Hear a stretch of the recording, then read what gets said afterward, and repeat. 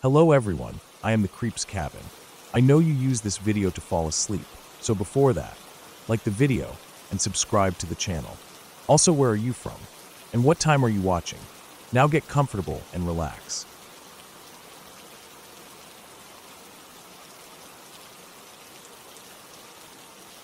It was late, past 9:30 p.m., when I finally left work. My shift had run longer than expected, and I was exhausted. The kind of tired where your brain feels sluggish, and you start catching yourself zoning out if you sit still too long. The drive home was going to take about an hour, 60 miles on a two-lane highway that cuts straight through the middle of nowhere. I had driven this route hundreds of times, and it was always the same. A long, empty stretch of pavement, surrounded on both sides by thick forest, the trees forming a tunnel that seemed to swallow the sky. There were no streetlights out here, no gas stations, no businesses. Just the dark road ahead and the occasional reflective road sign glowing in the headlights. I had always thought this highway felt isolated in a way that made it easy to forget the rest of the world existed. I was cruising along at about 60 miles per hour in a 55 zone, trying to get home just a little faster. Up ahead, I saw a car going exactly the speed limit, sticking stubbornly to the right lane like they were the only person on earth who actually cared about traffic laws. I flipped on my signal, changed lanes, and started to pass. Then I noticed something in my rearview mirror. Lights. At first, I thought maybe it was just another car coming up behind me, but then I saw how fast they were moving. The headlights were growing larger at an alarming rate, closing the distance like a missile locked onto its target. My pulse kicked up. Whoever was behind me wasn't just speeding, they were flying.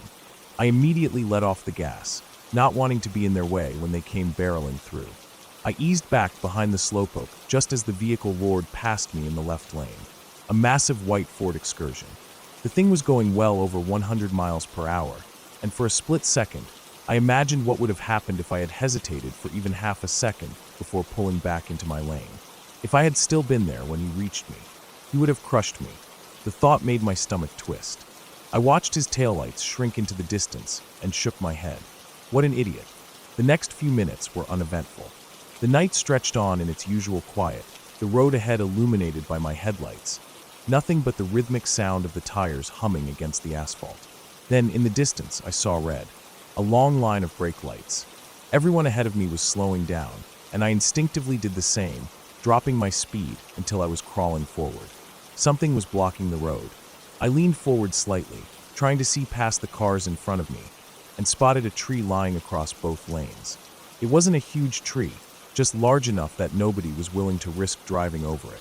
One by one, the cars in front of me carefully maneuvered around, rolling onto the gravel shoulder to pass before rejoining the road on the other side. As I got closer, something caught my eye. To my left, deep in the trees, something white was reflecting in the glow of the headlights. The Ford Excursion. It was about 20 yards into the forest, crumpled against a thick tree trunk. My foot hovered over the brake pedal, my brain trying to catch up with what my eyes were seeing. The truck was mangled, its front end folded inward like a crushed soda can. The windshield was shattered, the hood barely recognizable. The sheer force of the crash had driven it deep into the woods, far past the edge of the road. Nobody was stopping. Car after car eased around the fallen tree and continued on as if nothing had happened. Maybe they thought someone had already called it in. Maybe they figured the driver was long gone, had walked away or been picked up by someone else. I couldn't just leave. I pulled off onto the shoulder and put my hazards on, hesitating for only a second before getting out. The moment I stepped outside, I realized how dark it was. Out here, miles away from the nearest town, there was no glow of city lights, no street lamps, just the black sky and the trees stretching endlessly in every direction. My headlights threw long shadows across the pavement, but beyond that, there was nothing but pitch black. I started toward the wreck, flipping my lighter open as I walked. The flame flared to life, casting a small flickering glow around me. The wind was stronger than I had realized, and it kept trying to snuff out the tiny flame, forcing me to relight it every few steps. The closer I got, the worse the wreck looked. The driver's side door was missing, completely gone, as if it had been ripped clean off. The driver's seat was missing. The floorboard of the driver's side was gone. The engine was in the back seat. I stopped, heart hammering in my chest. This didn't even look like a truck anymore, just a pile of twisted metal and shattered glass. But where was the driver? I stepped forward cautiously, scanning the ground, looking for any sign of movement, any glimpse of a body. But there was nothing, just the wreckage and the trees pressing in from all sides. I felt sick. Had he been ejected? If so, where the hell was he? I kept looking. My lighter flickered again and finally died completely, leaving me in near darkness. I stood there for a moment, trying to decide if I should keep searching or just go back to my car and call 911. Then I saw headlights approaching. Another car was pulling over. A guy got out, holding a flashlight, and started toward me. The relief I felt was immediate. The man introduced himself quickly. He was a volunteer EMT. Without wasting any time, he turned and began scanning the trees with his flashlight, sweeping the beam back and forth. Within seconds, he stopped. I found him. His voice was calm, but there was an urgency to it that made my stomach drop. I followed the beam of his flashlight, stepping carefully over fallen branches and uneven ground. Then I saw him, 50 feet from the wreck, lying motionless on the forest floor. He was completely intact. My brain struggled to process what I was seeing. He had flown 50 feet through the trees without hitting a single one. The windshield wasn't even broken. So how the hell had he gotten ejected? And why was he in front of the truck instead of beside it, where the missing door was? I felt something cold crawl up my spine. His clothes were disheveled, his pants slightly down, underwear showing. His shaggy hair was matted with blood. But he was still breathing. Barely. The EMT stepped closer, shining the flashlight over the man's face. His skin was pale, lips slightly parted. Then the EMT said something that made my stomach turn. There's brain matter coming out of his nose. I didn't know much about head injuries, but I knew that was bad. Very bad. We stood there, waiting for the ambulance. I don't know how long it took, but eventually, I heard sirens in the distance. By the time the paramedics arrived, the man had stopped breathing. I didn't stay long after that. Once they took over, I walked back to my car in a daze. I got home that night and just sat in my driveway for a long time, staring at my steering wheel. The next day, I found out he had died. He had been drunk. He left behind a wife and 3 small kids. I thought about them, about how they would get the call no one ever wants to get, about how their lives would never be the same because of one stupid decision. But more than anything, I thought about the image of him lying there, alone in the dark, taking his last breaths. I will never forget it, and I will never drive after even 2 drinks.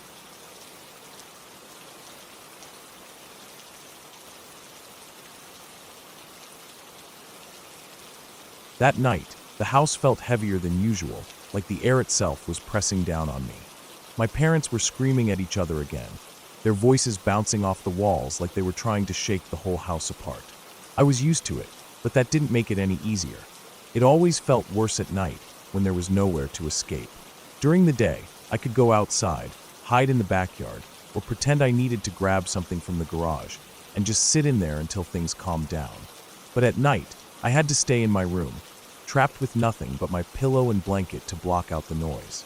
I curled up in my bed, pulling my blanket up to my nose, pressing my pillow over my ears. It muffled the worst of it, but I could still hear them. My mom's voice shrill and furious, my dad's deeper and full of something harder, something more dangerous. My heart pounded in my chest like it always did when they fought. I hated how my body reacted, like it thought I was in danger, even when I wasn't the one being yelled at. The only thing that made it easier was my nightlight. It wasn't much, just a small plastic plug-in with a tiny bulb inside. It didn't have a cord or a switch, just plugged straight into the wall and glowed. It wasn't bright, but it was enough. Just enough to push the darkness back a little, to make my room feel like my own space instead of a box I was locked inside. Every night, I looked at that little light until my eyelids got heavy, letting its soft yellow glow calm me down, letting it wash over me like a warm blanket. That night, it was the only thing I could focus on. I stared at it, trying to ignore the way my parents' voices crashed against each other like waves in a storm.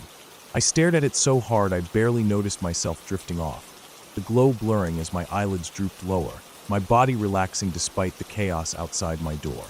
Then everything went dark. I jolted awake. The room was pitch black. The nightlight was off.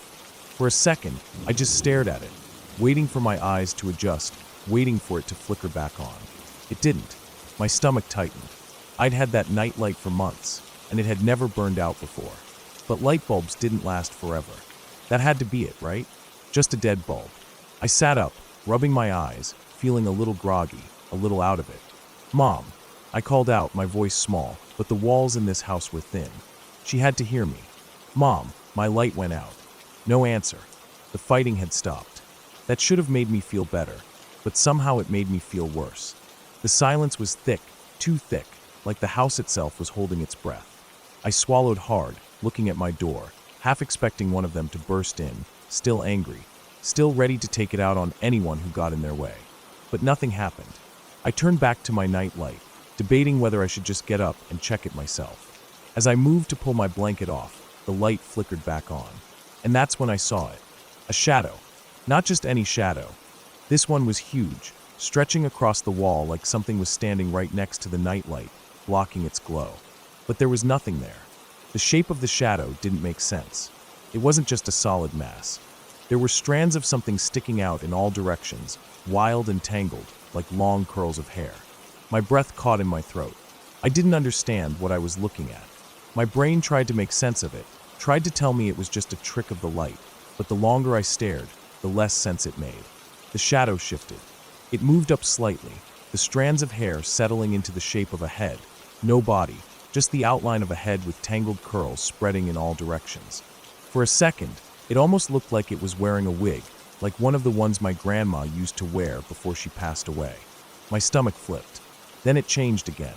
The shadow shifted, the shape tightening, the messy hair smoothing out, forming a perfect circle around the head, like a halo. The moment I registered what I was seeing, it was gone.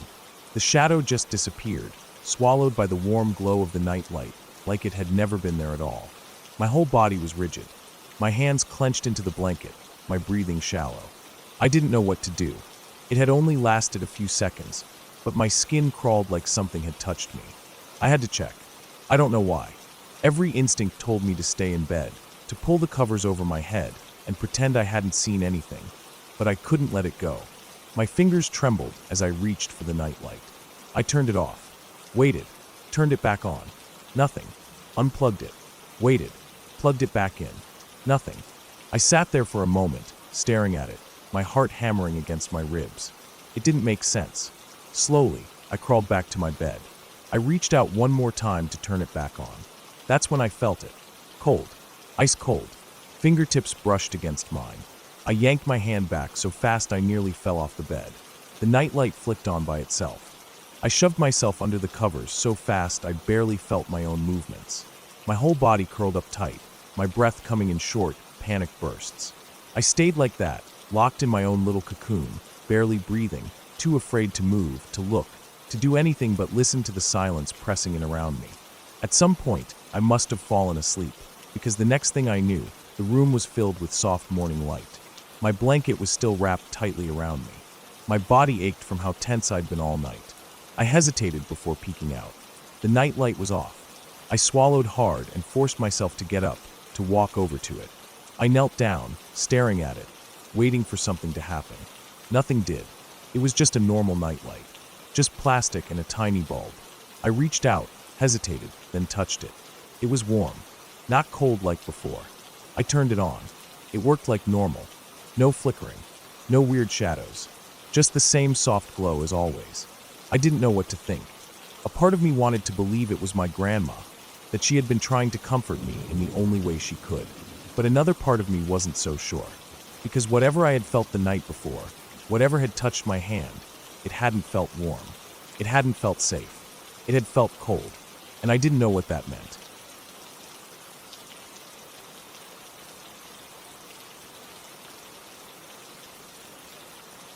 I was 17, maybe just a few months away from 18, when this happened. It was a Saturday night, or I guess by the time things went down, it was early Sunday morning. I had gone out with my friend, Matt, just cruising around town in his mom's car. We didn't have any real plans, just driving with the windows down, playing music too loud, and talking about nothing important. It was the kind of night that didn't feel like it had consequences, like we were floating in some in-between space where time didn't matter. We had been out for a while, just driving around. Sometimes we'd stop at a gas station for snacks, or park in some empty lot to just sit and talk. There weren't many people around, just the occasional other car passing by, but for the most part, the streets were empty. We weren't doing anything wild. No drinking, no drugs, just driving. Maybe going a little faster than we should, but it wasn't like we were racing or anything. It was just one of those nights where you don't really want to go home yet, even though you know you should. Then Matt's phone rang. He looked at the screen and swore under his breath before answering. It was his mom.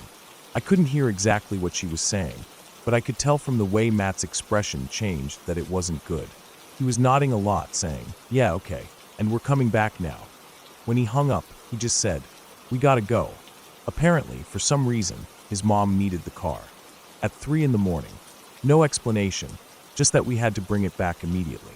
Matt didn't argue, just turned the car around and started driving back to his house. He wasn't speeding, but he was definitely going faster than before. I wasn't too worried at first. I figured I'd just have him drop me off at home, or at least close enough that I could walk the rest of the way. But as we got closer to his neighborhood, I realized that wasn't going to happen. Matt lived in a pretty rough part of town, not the kind of place you wanted to be walking through alone at night. I'd been over to his house before during the day, and even then, it had an uneasy feeling to it. At night, it was a whole different thing. The streets were dark, mostly empty except for the occasional car parked on the curb. The houses were older, some with broken fences or boarded-up windows. There weren't any streetlights, or if there were, they weren't working. When we got to his house, his mom was waiting outside. She was pissed, barely even looking at me before turning to yell at Matt. I didn't stick around for the full lecture, but I could hear bits and pieces as I stepped away. Something about responsibility, about how she had told him not to take the car out, about how she had something important to do, and we had screwed everything up. I didn't care about any of that. My only thought was that I needed to get home. I couldn't get caught. If my parents found out I had been out this late, I'd be in deep trouble.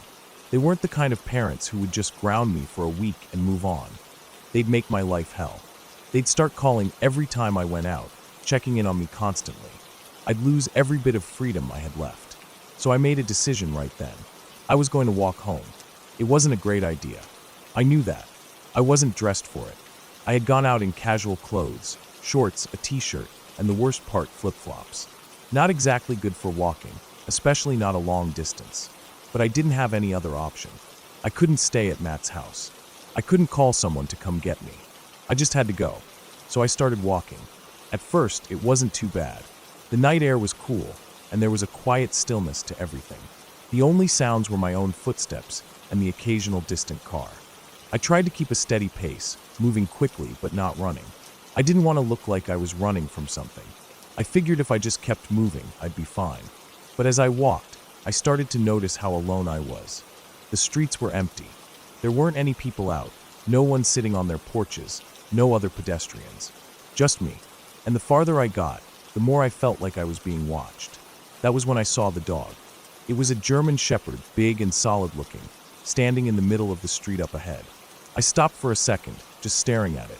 It wasn't barking or growling, but it wasn't moving either. It was just standing there, watching me. I had no idea if it was a stray, or if it belonged to someone. It had that lean, muscular look that some strays get, but its fur didn't seem too dirty or matted. Maybe it was someone's guard dog that had gotten loose. Maybe it was used to chasing people out of its territory. I didn't know what to do. There weren't a lot of alternative paths I could take. The houses were too close together for me to cut through any yards, and turning back wasn't an option. I had to get home, so I started walking again. Slowly, carefully. I kept my eyes on the dog, but I tried not to stare too hard. I didn't want to provoke it. I didn't know much about dog behavior, but I knew that sudden movements could set them off. So I just walked, steady and calm, right down the middle of the street. The dog didn't move at first, but then as I got closer, it started to shift. Not towards me, just repositioning itself, lowering its head slightly, tilting it like it was trying to figure me out. Then it started walking, not away from me, but around me, circling. I kept walking, my heart pounding in my chest. The dog was about 10 feet away, just outside my reach, moving at the same pace as me. Every time I took a step, it took one too. I could hear its nails clicking against the pavement. I tried not to let my fear show. I didn't speed up. I didn't slow down. I just kept moving, hoping that at some point, the dog would lose interest and go away. It didn't.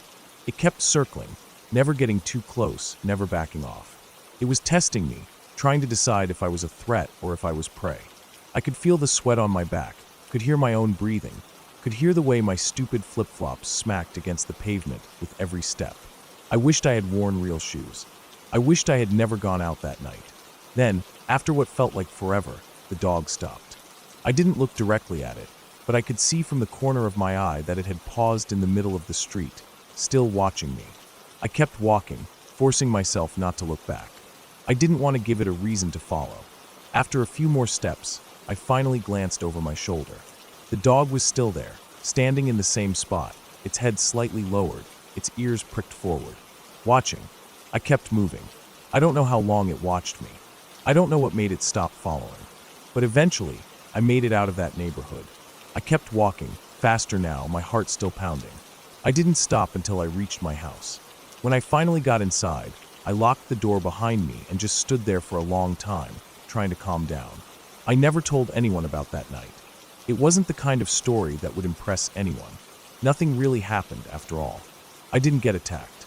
I didn't get chased. I just walked home, and a dog watched me. But I've never forgotten the way it felt to have that thing circling me, deciding whether or not I was something it should take down.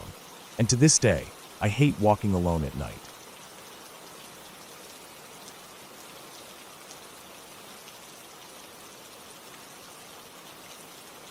I never considered myself someone who believed in strange things. Life had always seemed straightforward, cause and effect logic, things happening for a reason. But looking back at the months I spent in that house, alone for most of it, I still can't fully explain what I experienced. It wasn't one moment or one event. It built up over time, creeping in at the edges of my vision, slipping into my reality in ways that were small at first. Things I could shrug off, things I could ignore. But that didn't last. I lived with my mom in a large house that wasn't ours. It belonged to a friend of hers, someone who traveled a lot for work and let us stay there. For most people, having an entire house to yourself would have been a dream. Big windows, high ceilings, open spaces. But all that openness meant emptiness. All that space meant that when I was alone, I was really alone. My mom worked a lot, leaving early, coming home late, and I spent hours, sometimes entire weekends, with no one else there. It didn't bother me at first. I was used to my own company, used to filling the silence with music, with the sound of my own voice. The day it started, I remember exactly where I was. My room was near the back of the house, large but simple. I sat on the floor, my back against the bed, guitar resting against my legs. It was nothing special, just a cheap acoustic I'd picked up a while back, something to pass the time. I had been playing for a while, strumming, letting my voice carry through the empty house. I was holding a note, a long, steady sound, when I heard it. Another voice. It came from the other side of the bed, clear as day, blending with mine for a fraction of a second before stopping the moment I did. The silence afterward was deafening. I sat frozen, hands still positioned on the guitar strings, my whole body locked in place. The air in the room felt thick, pressing against me. My brain scrambled to make sense of it. An echo. No, it wasn't an echo. It had started after me, had matched my voice like another person singing along. I waited. 10 seconds. Maybe more. My breath shallow. My ears straining for any other sound. Then I ripped the covers off my bed and threw them over myself. My phone gripped tightly in my hands as I called my mom. I didn't move until she got home. I didn't look around. I didn't stand up. The fear sat in my chest like a weight, pressing down on me, making it hard to breathe. That was the first time, but it wasn't the last. A few weeks passed before anything else happened. I started convincing myself I had imagined it, that I had been too caught up in the music, maybe misheard something. Maybe it was just my voice bouncing back in a weird way. I pushed it down, let myself forget. But then came the orbs. It was a few days before New Year's, and I had been messing around online, reading about brainwave entrainment, things about binaural beats, how different frequencies could affect your brain. I was curious. It seemed harmless enough. I downloaded a generator, played around with it, created my own preset. Just a 10-minute loop, shifting frequencies. I listened through my headphones, not expecting much. The next day, my mom asked me to take the trash out. Simple. Normal. I walked through the house, opened the garage door, stepped outside. And that's when I saw them. Above my head, moving through the air, were small, colorful orbs. Not spots in my eyes. Not floaters. Real, moving shapes, twisting and swirling in the space above me. I stood there, watching them, my mind struggling to process what I was seeing. It lasted only seconds before they vanished. One blink, and they were gone. I never saw them again. That was the moment I realized something had shifted. New Year's Day, I was working at the grocery store up the street. It was dead. Hardly any customers, just a handful of employees spread throughout the store. I was in the produce section, trimming and packaging lettuce in the prep room behind a set of swinging doors. Further back was the cooler, a large door on double-sided hinges. I wasn't thinking about anything unusual. I wasn't scared. I wasn't on edge. But in the corner of my eye, I saw the cooler door swing open. I heard it. I saw a figure step inside. I turned my head. Nothing. The door was still. No movement. No one there. I felt my pulse hammering in my ears, my breath quick and unsteady. My hands clenched around the knife I had been using. I stood there, staring at the door, my skin prickling like something was watching me. And then I ran. I didn't think. I just bolted out of the prep room and into the store, still gripping the knife like it would protect me from something I couldn't even see.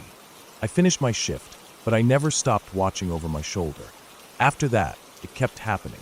At home, I would see people in the corners of rooms, just for a split second. Someone standing near the stairs. Someone in the hallway. A shape on the edge of my vision, gone the moment I turned my head. At first, I panicked each time. Then, I just started accepting it. The worst moment came when I was walking past the open basement door. I saw him, a figure standing on the stairs, staring up at me. And I didn't stop walking. I didn't look, because I knew if I turned my head, there would be nothing there. Months passed. Slowly, the sightings became less frequent. The presence, whatever it was, faded. Eventually, it stopped altogether. I don't have an answer. Maybe it was the binaural beats. Maybe they did something to my brain, opened some part of my perception that was better left closed. Or maybe my mind had been playing tricks on me.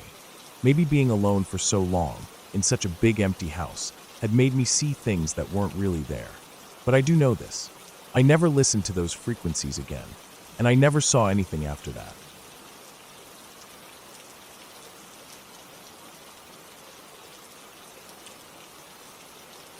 It was the middle of summer in Texas, and the heat was relentless. The kind that makes the air feel thick, like it's pressing down on you, stealing the breath from your lungs before you even realize it. During the day, the sun was unbearable, baking everything until the ground itself felt like it could catch fire. Nights were better. The temperature would drop, and the breeze would pick up, turning the stifling heat into something almost bearable. That's why I loved swimming at night. The water still held some warmth from the day, but the air felt cooler, and the dark made it easier to relax. We had an above-ground pool in the backyard, one of those 4-foot-deep ones with the metal frame and blue plastic lining. It wasn't much, but it was enough to cool off. I had a friend over, a year younger than me, and we had been swimming for a while, maybe 30-40 minutes, long enough that the coolness of the water felt normal, and the night around us had settled into the kind of quiet that only happens when the world starts shutting down for the night. It was close to 11. The only sounds were the gentle sloshing of the water as we moved and the distant hum of crickets, cicadas, and the occasional dog barking somewhere far away. I remember tilting my head back, floating for a moment with my ears underwater, listening to nothing but the muffled silence beneath the surface. Then I stood up, letting the water roll off me as I wiped my face, blinking against the darkness. The yard was dim, but the porch light cast a faint glow over the grass, enough that I could make out the shapes of things. The fence, the shed, the back of our house, about 20 feet away. My bedroom window was visible, a faint reflection of light in the glass. That's when I saw it. Standing about 5 feet from my window, facing the pool, was something that looked like a wolf. But it wasn't like any wolf or dog I'd ever seen. Its fur was white, not just pale, but stark white, and there was a glow to it, like it had its own source of light. Not blinding, not like headlights or a flashlight, but just enough that it stood out against the darkness in a way that didn't make sense. It was big, too.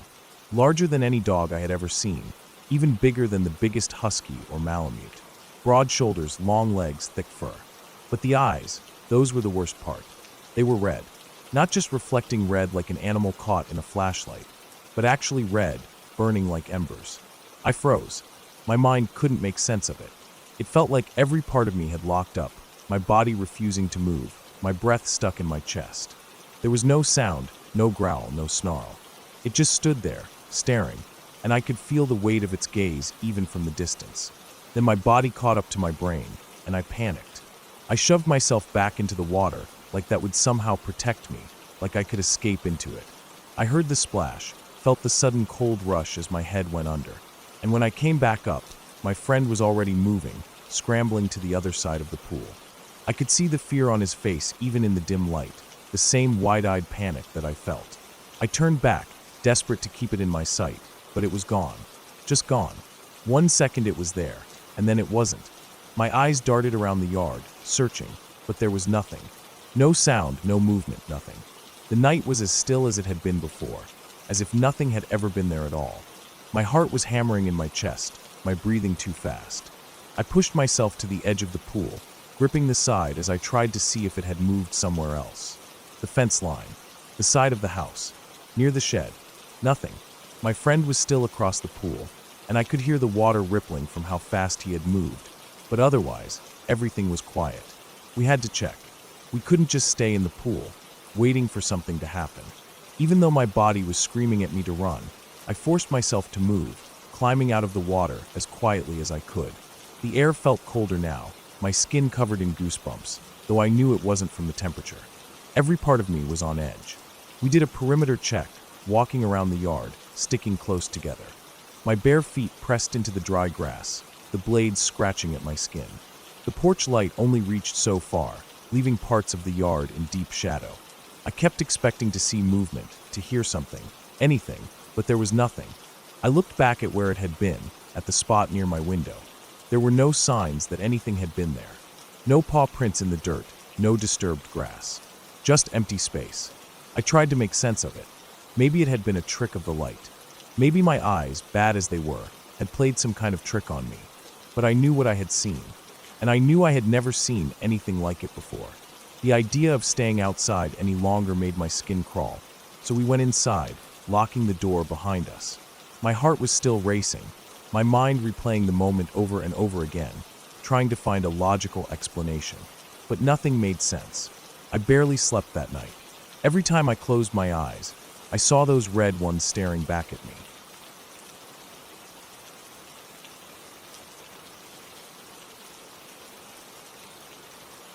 It started with stories.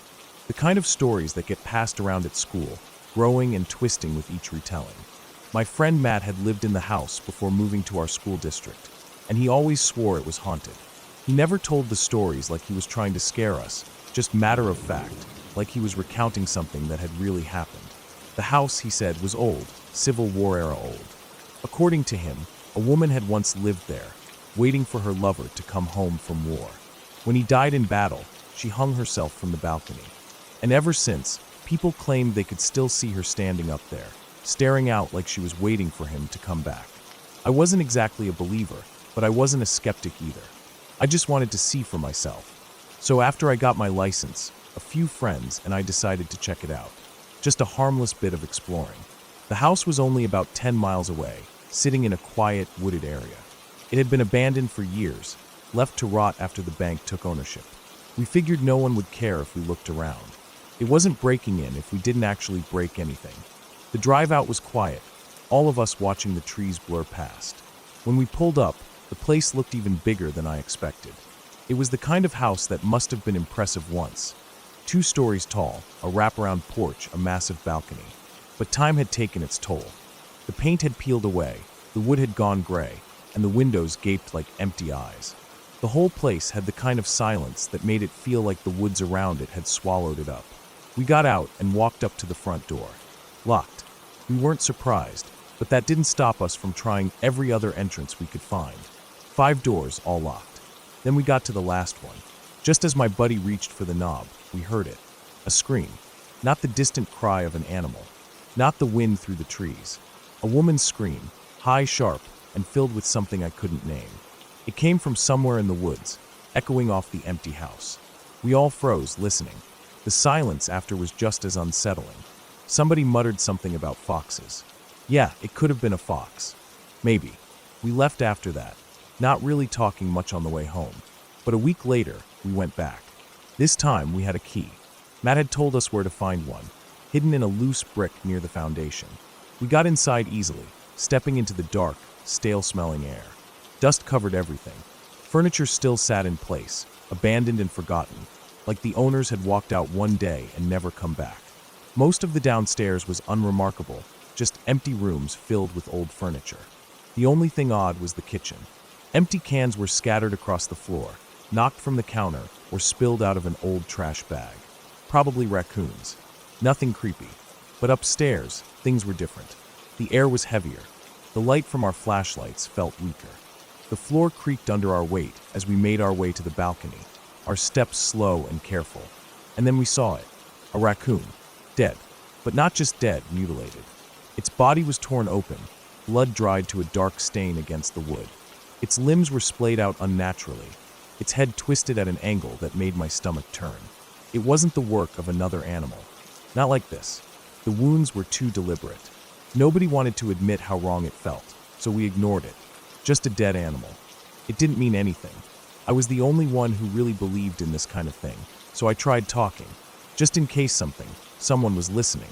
I asked questions, waited for answers in the stillness. Nothing. For half an hour, we sat there, listening to the night sounds, waiting. Then Sam flinched.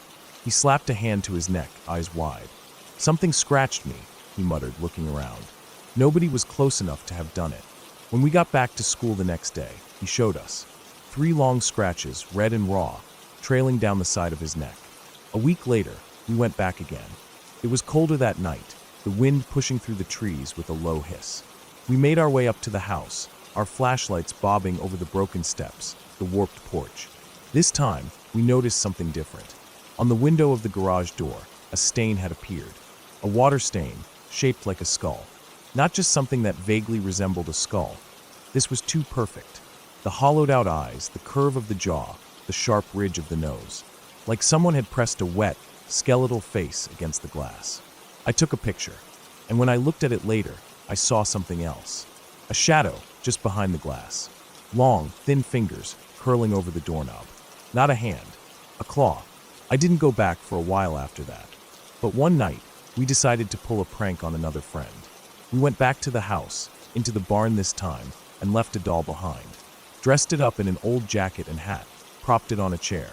The next night, when we brought our friend to see it, the doll was gone. The jacket was still there. The hat was still there. The chair hadn't moved. But the doll, completely gone. We searched everywhere.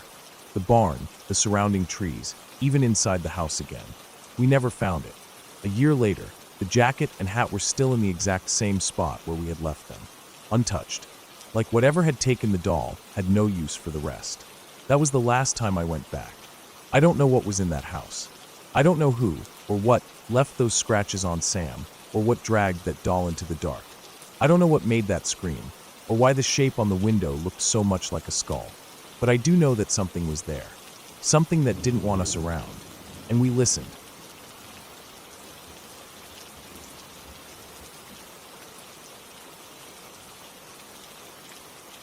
I still think about that night sometimes, even years later. It's one of those memories that lingers in the back of my mind, creeping in at odd moments when I least expect it. I don't know what would have happened if we had stayed longer. Maybe nothing. Maybe everything. But that night changed something in me. I don't go looking for answers anymore. Some things are better left unexplored. It happened during the Christmas holidays in 2013. I remember that because everything felt slower, like time itself had taken a deep breath. The city was quieter than usual. Fewer cars on the roads, more people inside, bundled up with their families. There was a certain stillness to the air, the kind that only comes when the year is about to end, and the world is in limbo, waiting for something new to begin. I was staying over at my friend M's apartment. It wasn't the first time. We had done this plenty of times before. Her place was small but comfortable, the kind of apartment that felt lived in, warm, familiar.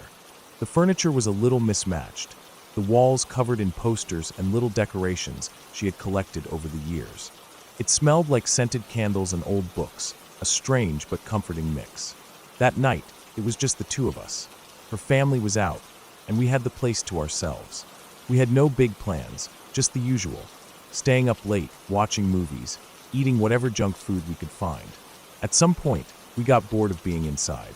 The apartment felt stuffy, too quiet.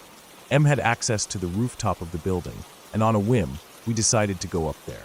It wasn't anything fancy, just a flat space with a few chairs, an old sofa someone had dragged up there, and a small table. Some of the other residents used it sometimes, but tonight it was empty. From up there, we could see the city spread out around us.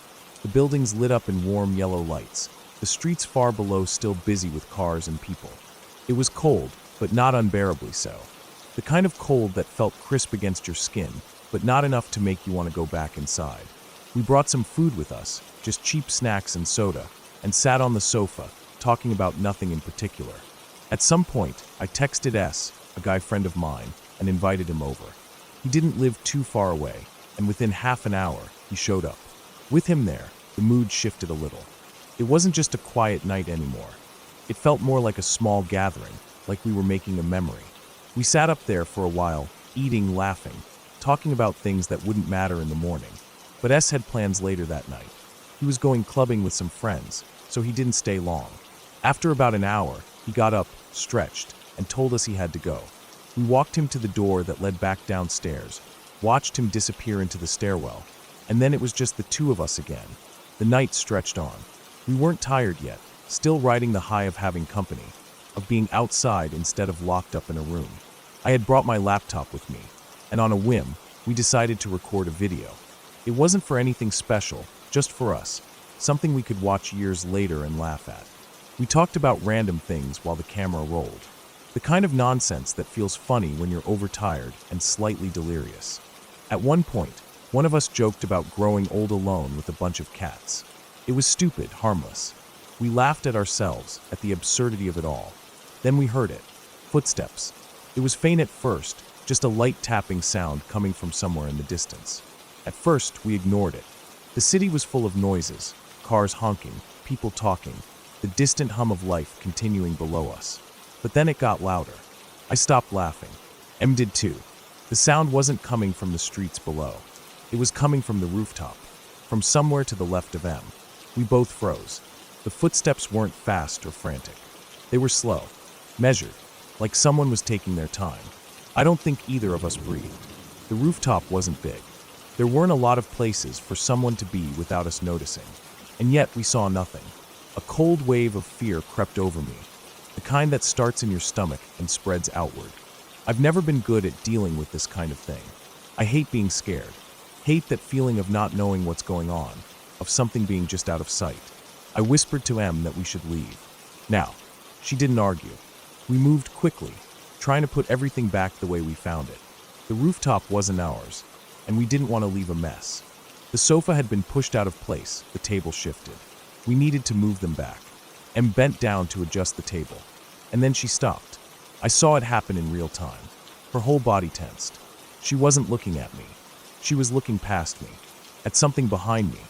I turned, heart pounding so hard I could hear it in my ears. There was nothing there. I asked her what was wrong.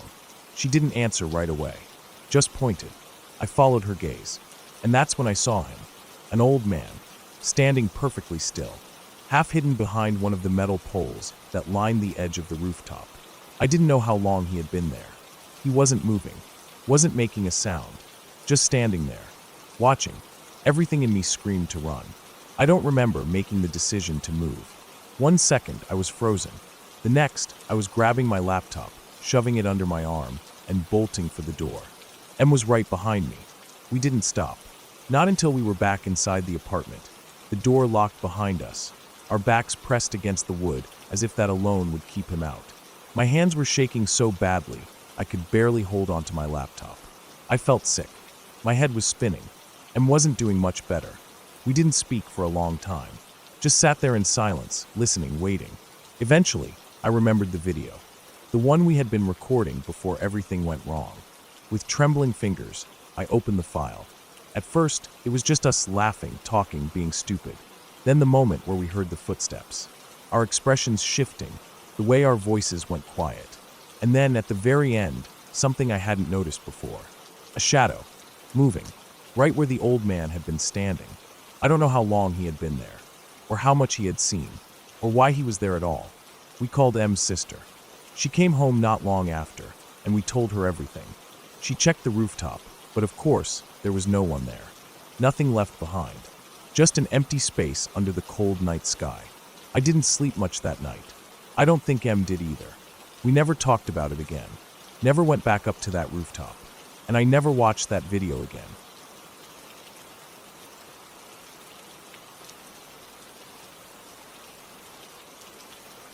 That morning, I woke up slowly, the way young children do, blinking against the soft light of the living room, stretching my small limbs under the thin blanket draped over me. The cot beneath me creaked as I moved, the metal frame shifting slightly against the hardwood floor.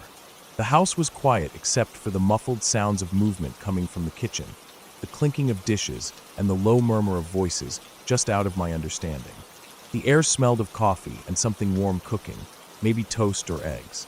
I sat up, still drowsy, rubbing at my eyes with the back of my hand. The house felt different in the mornings, the way the light cast long shadows through the windows, stretching across the furniture. Everything was still familiar. The couch a few feet away, the old wooden coffee table with a ring of water stains on its surface, the television against the far wall. It was my house, my home, but something about waking up in the middle of the living room made me feel small, like I had been left behind in a space that wasn't entirely mine. Across the room, my aunt sat in one of the armchairs. I remember the way she looked at me, her head tilted slightly, a small smile forming as she noticed I was awake. She was wearing a robe, her hair still messy from sleep. The way the light hit her face made her look softer than I would later remember her. She greeted me, her voice gentle and casual, as if this was just another ordinary morning. I opened my mouth to respond, to say good morning back, but what came out wasn't my voice. It was something else entirely. The sound that filled the room was low, guttural, like a groan but stretched out, layered with something deeper. It was long and drawn out, as if it had been pulled from somewhere too deep inside me, something not meant to come out. My own ears barely recognized it. It wasn't a word. It wasn't anything close to a word. Just a raw, rasping noise that scraped its way from my throat into the open air. It went on for too long. My body felt like it wasn't mine in that moment. I wasn't controlling the sound, but I also wasn't separate from it. It was happening, and I couldn't stop it. My mouth was open, the sound pushing its way through, and panic flared in my small chest. My hands shot up, clamping over my lips, fingers pressing hard against my skin. As soon as they did, the noise stopped. Silence settled thickly in the room, the contrast sharp, almost painful. My ears rang slightly, and my heart pounded against my ribs. I looked at my aunt. She was staring at me, her entire body rigid in the chair. The expression on her face was wrong. I didn't have the words back then to describe it properly. I didn't know how to place the way her eyes had gone wide, the way her mouth had parted just slightly, as if she had been about to say something, but had forgotten how. But I can still see it. That look. She didn't just look surprised. She didn't just look confused. She looked afraid. Her fear sent something sharp through me, something I hadn't felt before. Kids notice things, even when adults think they don't. And I knew, with absolute certainty, that whatever had come out of my mouth was something she understood. That was the worst part of it. To me, the noise had been just a noise, horrible, unrecognizable. But to her, it had meant something. And whatever it meant had terrified her. She stood up suddenly, too fast, the movement jerky. Her robe shifted around her as she turned and walked out of the room, her steps quick. She didn't say anything else. She just left. I sat there, hands still pressed against my face, not knowing what to do. My heart was still racing, my breath shallow. I didn't call after her. I didn't move for a long time. The morning noises from the kitchen carried on, unchanged, as if nothing had happened. As if I hadn't just done something that had made a grown woman flee the room. That was the moment it started, the shift between me and her. After that morning, things were never quite the same. I was too young to really understand it then, but looking back, I can see the difference in the way she acted around me after that. Before, she had always been warm, affectionate in that casual way adults are with small children, soft smiles, the occasional pat on the head, the way she used to bend down when she talked to me so we were at the same level. But after that morning, there was a space between us, a hesitation. She didn't look at me the same way. She still spoke to me, still acted as if everything was fine when other people were around, but but I could feel it in the way she kept her distance. The way her eyes would flick to me when she thought I wasn't looking, quick glances, as if she was checking for something. I never made that sound again. Not once. It was just that morning, that one awful moment. And yet, it stayed with me. Years passed. I grew up. The memory of that morning never fully left, but it dulled, became something I didn't think about often. Life moved forward. My aunt and I were never close after that, but it wasn't something I ever really questioned. It was just the way things were. Then in college, she got sick. It was sudden, a rare form of cancer, aggressive and fast. By the time she was diagnosed, there was little that could be done. The news came as a shock to everyone. She was young, too young for something like that. One day she was there, and then suddenly she wasn't. I didn't know how to feel when I heard. Grief is strange, especially when it's for someone you were once close to, but hadn't been for a long time. There was sadness, but it was distant, muted by the years that had stretched between us.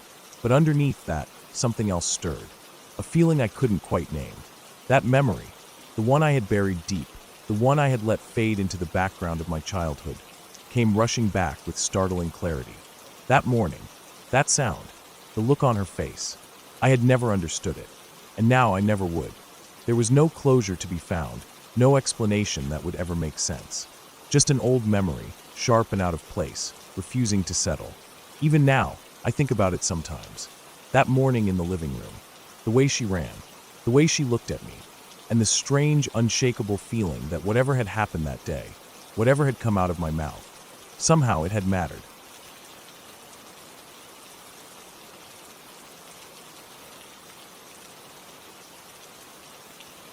I arrived in the Dominican Republic a few months after the hurricanes had torn through, leaving behind wreckage that had long since dried in the sun. The government had done what they thought was best, raising the main roads by 3 or 4 feet so they wouldn't flood so easily during the next storm season. It made sense on paper, but in practice, it meant entire neighborhoods had their front doors at ground level while the roads loomed above them. You'd walk through the streets and see buildings where the first few feet of the walls were streaked with brown water stains. Some homes had built makeshift ramps to their doors. Others had abandoned their first floors entirely and moved everything upstairs. Schools were no different. The first time I saw one of them, I stood there staring at the way the road just cut off at an edge, the school sitting below like it had been sunken into the ground. If it rained hard, everything inside would be lost. I was there to help rebuild. It wasn't just me, a whole group of volunteers had come down, organized through some charity that had the money to supply materials, but not the manpower to use them. Most of us had little experience beyond basic construction work, but we made do. I spent my days mixing cement, hammering together frames, and hauling bags of whatever needed to be moved. The days were hot and heavy, sweat soaking through my clothes before noon. The nights were humid but calm, the air thick but easier to breathe than under the sun. We stayed in a small, cramped building that had been converted into housing for volunteers, sleeping on cots with mosquito nets that barely did their job. The power went out at least once a day. By the time the work was winding down, I had gotten used to the rhythm of things. The streets had a constant energy to them. Music playing from somewhere no matter what time it was, motorcycles buzzing past, people leaning in doorways talking or watching the world pass by. I had picked up enough Spanish to get by, but people would still try to speak to me in broken English, testing to see if I was just another tourist passing through. At the very end of my time there, I found myself in Santo Domingo with a few others, taking a few days to relax before heading back home. The bars we went to weren't the ones you'd find in a travel guide. They were tucked into side streets, dimly lit with floors that were never quite clean. The kind of places where the drinks were cheap, the air smelled like cigarettes, and there was always at least one person too drunk to stand. We stuck out, but not enough to be a problem. That night, I was already a few drinks in when she walked up. A woman, probably in her 40s, but looking older from wear. Her hair was dyed a harsh shade of blonde that clashed against her skin. Her makeup heavy enough that it seemed to sweat off under the dim bar lights. She spoke in slow, deliberate English. Purple, green, or blue. I understood Spanish well enough, but I let her have her moment. I blinked, not quite sure what she was asking. A blue. She smiled, then did a slight squat, like she was steadying herself. Her hands moved, and then there it was, a blue ping pong ball. produced with the kind of ease that made it clear this wasn't the first time she'd done it. I didn't have time to react before she did it again. Purple. And there it was, a purple ball, retrieved just as effortlessly. Then back and they went. She did a little shimmy, like it was part of a routine, then repeated the process with perfect ball sorting. I took a sip of my drink, trying to decide if I was more impressed or horrified. About half an hour later, her friend stepped up. A different woman, built the same way. Hard years packed into a frame that wasn't built to hold them. She was talking to someone else when I noticed the tip. 5,000 pesos. Way too much for a place like this. It wasn't quiet either. The bar wasn't loud, but when that kind of money hits the table, people notice. She didn't react like someone getting a big payday. She just smiled, nodded, and then it happened. She made a few little chicken motions with her elbow, like she was flapping invisible wings. I didn't get it. ¿Qué? And then just like that, she reached down and pulled out a live, breathing, blinking canary. It wasn't a trick. It wasn't some sleight of hand. It was real. The bird gave a small, uncertain flutter, but it didn't struggle like it was in distress. I couldn't move. I couldn't look away. How long had it been up there? Did she feed it? Was that its regular home? She lifted one leg, knee to hip, and in one swift, practiced motion, put it back. Under the miniskirt. Gone. One of the guys I was with, completely trashed, dropped to the floor in shock, staring from 2 feet away like he was watching the gates of hell open. I could still hear the scrape of his knees hitting the floor, the disbelief in his drunken, glassy eyes. I don't know how long I sat there after that. I don't know how many more drinks I had, or how long it took before I finally found my legs and stood up. The woman was already moving on, talking to someone else like what she had done was nothing more than a cheap bar trick. I needed air. I stepped outside, the night air doing nothing to clear my head. The street was still alive, people moving, laughing, cars rolling by slow enough that the bass from their speakers made my ribs vibrate. I lit a cigarette, even though I didn't really smoke. The taste of the bar was still in my mouth, the heavy staleness of it. Inside, the music played on, the voices blurred together. The world kept moving like nothing had happened, but I could still see it. A bird, a living, breathing bird. I finished my cigarette and dropped it, watching the embers smolder before grinding them out with my heel. I didn't go back inside. I didn't need to. I couldn't unsee it. I never would.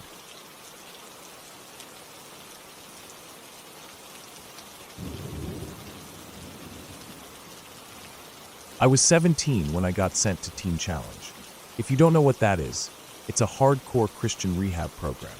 Minimum 1 year, strict as hell, and run like a military boot camp. They take kids like me, the ones who are just about at the end of the line, and try to turn them into church-going, Bible-quoting men and women of God. It was that or jail for me.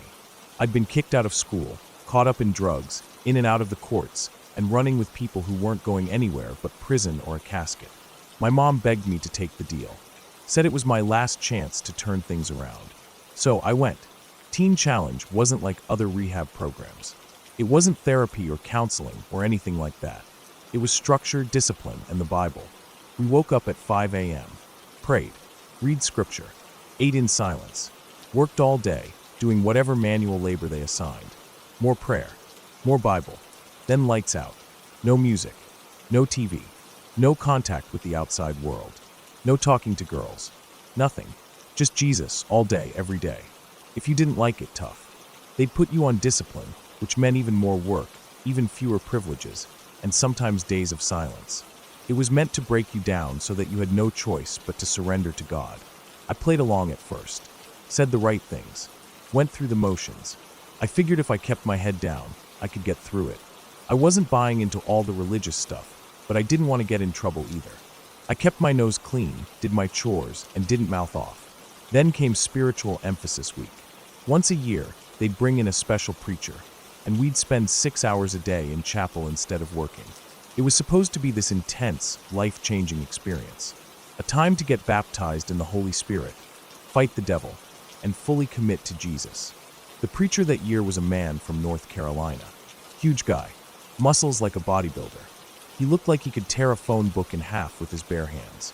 His preaching style was nothing like the pastors I'd seen growing up. No calm explanations, no gentle sermons, just raw, aggressive shouting. Pacing the stage, veins bulging, sweating through his shirt. "I hate the devil," he roared. "I command you, Satan, get out of this place." And that's when things got weird. People started shaking, twisting in their seats, twitching. Some of them were crying, but not normal crying. It was this deep, guttural wailing, like something inside them was screaming. Then the noises started. Not human noises. Deep, growling voices coming out of people's mouths. Not their voices. Not from them, exactly, but from somewhere else. The preacher went straight for them. Walked into the crowd and grabbed a kid by the shoulders. A kid I knew. He was a quiet guy. Normal. Never caused trouble. But right then, he was jerking and convulsing, his eyes rolled back. His mouth was moving, but the voice that came out was something else entirely. The preacher shook him. "Come out, demon. In the name of Jesus, come out." The kid's whole body snapped stiff. A horrible smell filled the air, like sulfur, rotten eggs, something burning. The preacher kept shouting, kept demanding the demon leave. And then, just like that, the kid went limp. His head dropped forward. He started sobbing. That was the first one, but it wasn't the last. All over the room, it was happening. People writhing, twitching, speaking in voices that weren't their own. The preacher moved from one to the next, laying hands on them, shouting, screaming, casting out whatever was inside them. The air in the chapel felt different. Heavy, cold. I swear, I could feel things moving past my face, even though there was nothing there. Then there was the girl. She was maybe 16, small, thin. Just one of the girls in the program, sitting a few rows ahead of me. But when the preacher got to her, things went to another level. She started shaking violently, her body lifting up off the pew. The people around her tried to hold her down, but she just kept rising. I couldn't see her feet, too many people in the way, but it looked like she was floating. "Lay hands on her," the preacher bellowed. The people near her did what he said, prayed over her, spoke in tongues, shouted for the demon to leave. I sat there, frozen, watching. This went on for 6 hours, and then again the next day, and the next, and the next. For a whole week, I sat in that chapel, breathing in that foul-smelling air, feeling the temperature drop, listening to people around me speak in voices that didn't belong to them, watching them scream, twist, shake, break. The preacher kept going, kept shouting, kept casting things out, and every time he did, I swore I could feel something leaving the room, like the air itself was shifting. By the end of the week, I was wrecked. My brain couldn't make sense of what I'd seen. I wanted to believe it was fake, but I couldn't explain it. These weren't actors. These were people I lived with. People who had no contact with the preacher beforehand. People who had nothing to gain from pretending. And the feeling in that room, the way the air pressed down on me, the way the smells would come and go, like something rotten and ancient had just brushed past me. I left Teen Challenge months later, finished my time, got out. I tried not to think about what I'd seen. That was almost 20 years ago. I don't do drugs anymore. I don't drink. I have a job, a life. But sometimes I wake up in the middle of the night, heart pounding, the smell of sulfur in my nose, like something is still watching.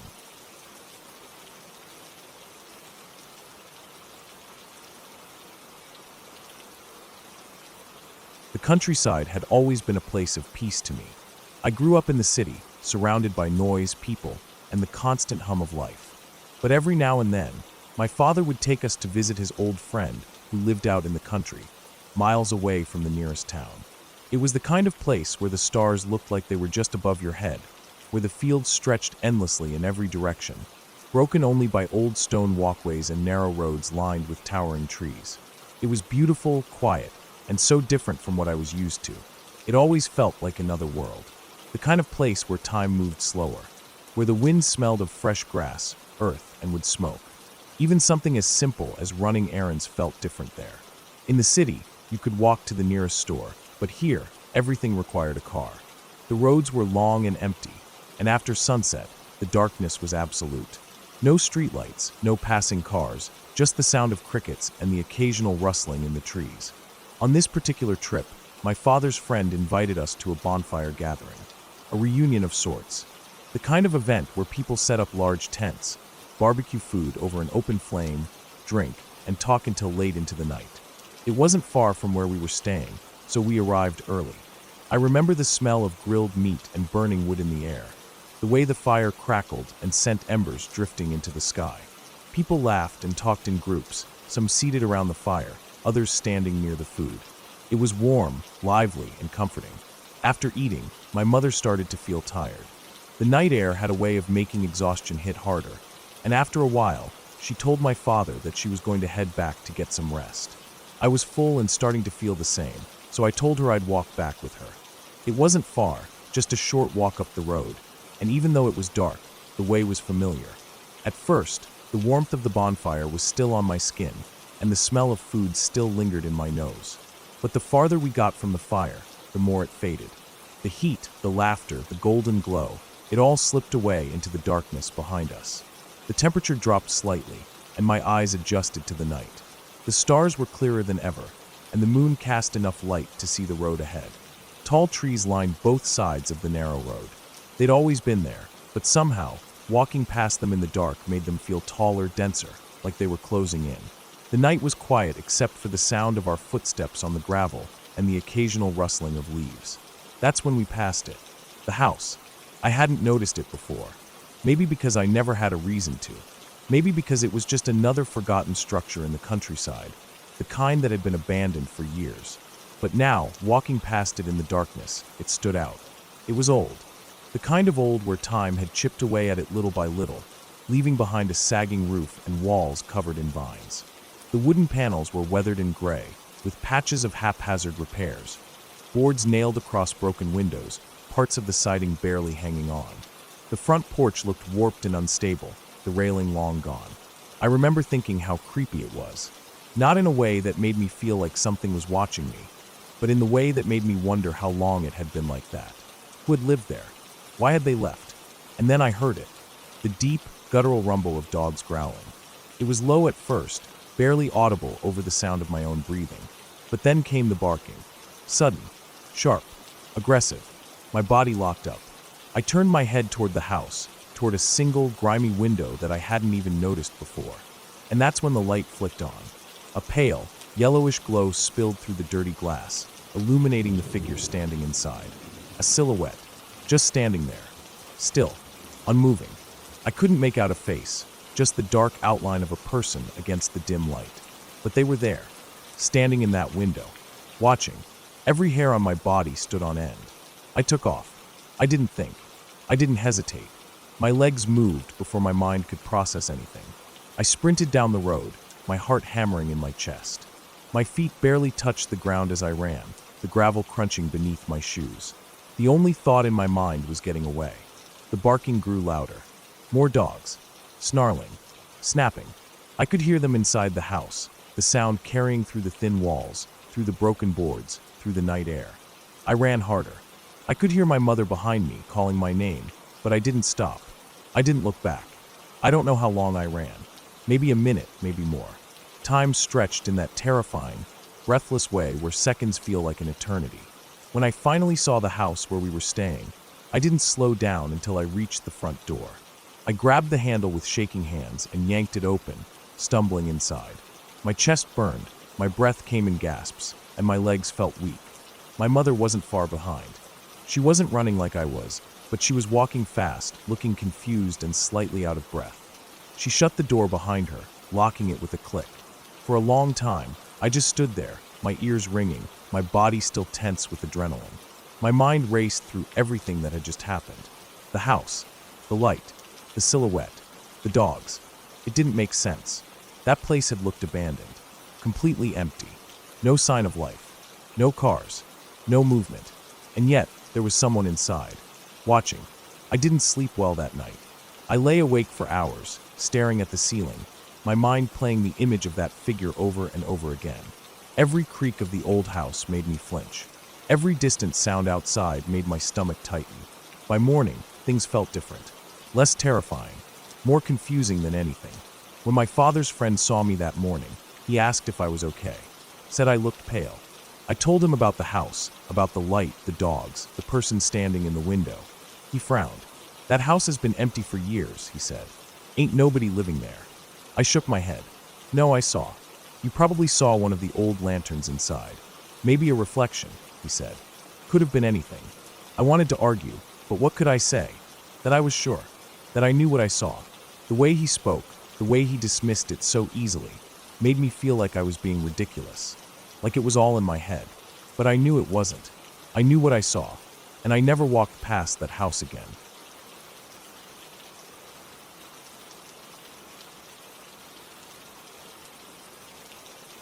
That dresser had been in my room for as long as I could remember. It wasn't anything fancy, just an old wooden dresser with a bookshelf built onto the top. 3 tiers, evenly spaced. It was practical, useful. I stored clothes in the drawers, books and random knickknacks on the shelves. But at night, when the room went dark, it changed. Lying in bed, I could just make out its outline in the dim glow from the hallway. The way the shelves jutted out, the sharp angles, the deep shadows cast by its shape, it always seemed off. Not quite right. Sometimes, if I stared long enough, my eyes would play tricks on me, making it look like the top shelf leaned too far forward, or that the whole thing had shifted slightly, as if it wasn't sitting flush against the wall anymore. But I'd blink, and it would be back to normal. Just a trick of the dark. That's what I told myself. One night, I was lying there, struggling to sleep as usual. I'd flipped my pillow, adjusted my blanket, tried different positions, but nothing worked. My room was silent except for the faint hum of the heater and the occasional creak from the walls. The house was settling. That's what adults always said when the wood groaned late at night. I didn't like the idea of my house settling. It made it sound alive. I turned onto my side, facing the dresser. My eyes adjusted to the darkness, tracing the shape of it. I wasn't scared, not really. It was just something I did, watching, waiting for sleep to take over. And then the top shelf moved. It wasn't a slow, gradual shift like furniture settling or the wood flexing. It jerked, snapped forward, as if it had been connected by a hinge and someone had yanked it forward. But that wasn't the worst part. It looked at me, not in the way a person does. There were no eyes, no face. But I felt it. I felt the weight of its attention shift onto me, heavy, focused. I couldn't breathe. My whole body locked up. My heart pounded in my chest, the pulse of it loud in my ears. I threw the covers over my head and turned away. My breath was loud under the blanket, too loud. I squeezed my eyes shut and waited. I didn't want to know if it was still looking. I didn't want to see it move again. My body was rigid, locked in place, but I was sweating under the blanket. Every muscle screamed at me to run, to get up, to do something. But I couldn't. If I moved, I'd see it. If I moved, it would know. I stayed like that all night. When morning came, I finally forced myself to peek out from under the blanket. The dresser was still there. It looked normal, completely unchanged. The books and objects on the shelves were in the same spots. The drawers were closed. Nothing was out of place. But I couldn't shake the feeling that something had happened, that I hadn't imagined it. I tried to tell myself it was a dream, a half-awake trick of exhaustion. Maybe I had been on the edge of sleep, and my mind had twisted reality, turning shadows into movement, turning fear into something tangible. But even then, even in the daylight, I didn't want to look at it too long. Years passed. The dresser stayed in my room. I never told anyone about that night, but I never forgot it either. I slept facing the other direction from then on, my back to the dresser. It made me uncomfortable knowing it was behind me, but it was better than watching it. At some point, I started sleeping at the foot of my bed. It wasn't intentional at first, just something I did when I tossed and turned at night. I'd wake up with my head at the opposite end of the bed, looking toward the window. The first few times, I didn't think anything of it. But then I noticed something. There was a shape near the window. A figure. It was always in the same spot, just to the left. It never moved, never shifted. The bottom half of it disappeared into the darkness where my brother's bed used to be. It was just there, waiting. I told myself it was the way the light came in from outside, filtering through the window blinds and casting strange shadows. I told myself it was nothing, but I still refused to look at it for too long. If I stared too hard, I'd start to think I saw details, edges, contours. I didn't want to know. Then there was the dream. In it, we had finally moved the dresser out of my room. I don't know why or when, but I remember the feeling of relief. It was gone. I didn't have to sleep near it anymore. In the dream, we had put it in the family room, a space we used for storage and random junk. It wasn't my problem anymore. But then something changed. The door to my bedroom smashed open. I didn't see it move. I just heard the explosion of wood, the hinges snapping. And then the dresser was there, standing in the doorway. It wasn't furniture anymore. It was something else. It crashed toward me, fast and heavy, and I couldn't move. My legs wouldn't work. I was trapped, stuck in that moment of realization. Why did you get rid of me?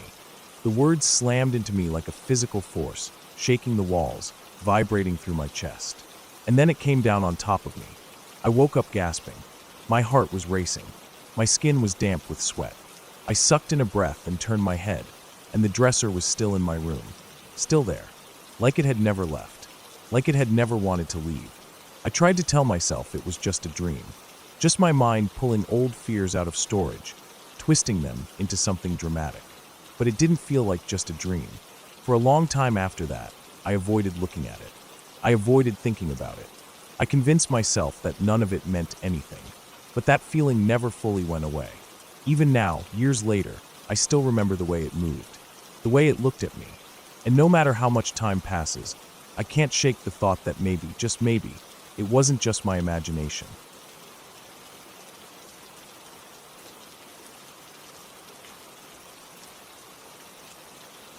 I was standing in my kitchen, staring at the dull glow of the microwave clock. 8:30 p.m. The room was quiet except for the low hum of the refrigerator and the occasional creak from the house settling. I wasn't doing anything important, just scrolling through my phone absent-mindedly, half listening to some video playing in the background. The street outside was dark. I lived in a neighborhood where you didn't open the door after dark. It wasn't the worst area, but it also wasn't the kind of place where people showed up unannounced at night for anything good. When I heard the knock, my entire body tensed. 3 short raps, firm but not aggressive. My first instinct was to ignore it. I had no reason to expect anyone. I never had visitors at this time, and the only people who came to my house were either family or the occasional delivery driver. I stayed completely still for a moment, listening. No voices, no footsteps shifting on the porch, just silence. I wasn't going to open the door, but I wanted to see who it was. I walked carefully toward the front window, keeping my movements slow. The porch light was on, casting a dim glow over the small concrete stoop and the walkway leading to the driveway. Standing just outside my door was a girl. She looked young, late teens, maybe early 20s. She was holding a bouquet of flowers in both hands, gripping them a little too tightly. Something about it felt wrong. The flowers weren't wrapped in plastic or paper like the ones from a store. They looked like they had been put together at random, different colors, different sizes, some fresh, some wilting. The girl wasn't dressed for anything special, just jeans and a dark hoodie, the hood down, her hair pulled back. Her posture was stiff, and she wasn't smiling. She wasn't looking directly at the door either, more like slightly past it, as if she were trying to see inside without making it obvious. I stayed where I was, watching her through the slats of the blinds. My heart was beating fast, but I wasn't sure why. She wasn't doing anything, just standing there, waiting. After about 30 seconds, she shifted her weight and glanced around, then turned away. I didn't move until I saw her start walking toward my neighbor's house. I exhaled slowly, trying to shake the uneasy feeling creeping up my spine. Maybe she was selling something. Maybe it was a prank. Maybe she had the wrong house. Still, I waited. 5 minutes passed before I checked again. She was gone. I was about to turn away when my phone rang. The sound made me jump. My nerves were already on edge, and the sudden vibration in my hand made my chest tighten. I looked at the screen. It wasn't a number I recognized, but for some reason, I answered. The voice on the other end was rushed, slightly out of breath. A woman. She told me there were 5 sheriffs in my house. At first, I didn't understand. I stood there, gripping my phone, trying to process what she had just said. My house. That didn't make sense. I was standing in my house. Then it clicked. She wasn't talking about my house. She was talking about my parents' house. It was my parents' neighbor, Stephanie. I knew her, but we didn't talk often. For her to be calling me out of nowhere meant something was seriously wrong. My mind was racing. I asked her what was going on, but she didn't know. She had just seen the police there, the lights flashing, officers moving around. She could see the dog in the yard, unharmed, but beyond that, she had no idea. I felt sick. I hung up and immediately called my mom. She answered, which gave me a split second of relief before she told me what happened. Someone had broken in. I could hear it in her voice. She was shaken, but trying to stay calm. She had come home and noticed something was off. A light was on that shouldn't have been. A door that she swore she locked was open. Then she saw the mess. Her room had been gone through. Drawers open, things pulled out, some of her jewelry missing. Nothing else was taken. Not the laptops. Not the TV. Not the expensive electronics. They had gone straight for the jewelry, grabbed what they could, and left. Or maybe they hadn't planned on leaving so soon. Maybe she had come home in the middle of it, and they ran before they could take more. That thought made my stomach turn. I stayed on the phone with her as she talked to the police, answering their questions, listing what was missing, describing the damage. The officers walked through the house, checking the windows, the doors, looking for any signs of forced entry. There weren't any. They hadn't broken a window or kicked in a door. Either they had picked the lock or, and this was the worst possibility, they had found a way in earlier and waited. My mind kept going back to the girl at my door. The timing was too close. 8:30 p.m. She knocks. I don't answer. 5 minutes later, she walks away. Then I get the call about the break-in. I couldn't shake the feeling that it was connected, that she had been a distraction, a test. Maybe she had been checking to see who was home. If I had answered, what would she have said? Would she have tried to sell me something? Asked for directions? Or was she waiting for me to open the door so someone else could force their way in? I didn't sleep that night. I kept replaying everything in my head. The knock, the girl, the flowers, the phone call, the break-in. The police didn't find much. No fingerprints. No security cameras caught anything useful. No real leads. Just another burglary in a long list of them. My mom replaced the locks, added cameras, made sure everything was more secure, but the damage was already done. Not just to the house, to the feeling of safety. Because after that night, I didn't just hear a knock on the door anymore. I felt it.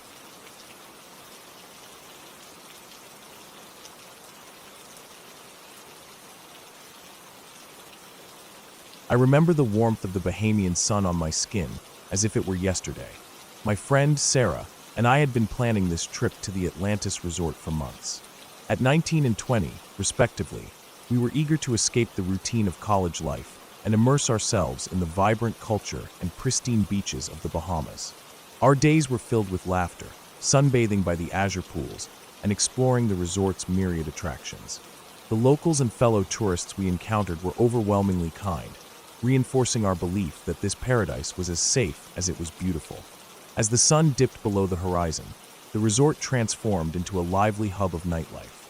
On our second-to-last night, we decided to revisit a nightclub nestled within the upper level of the resort's casino, a place we'd enjoyed on previous evenings.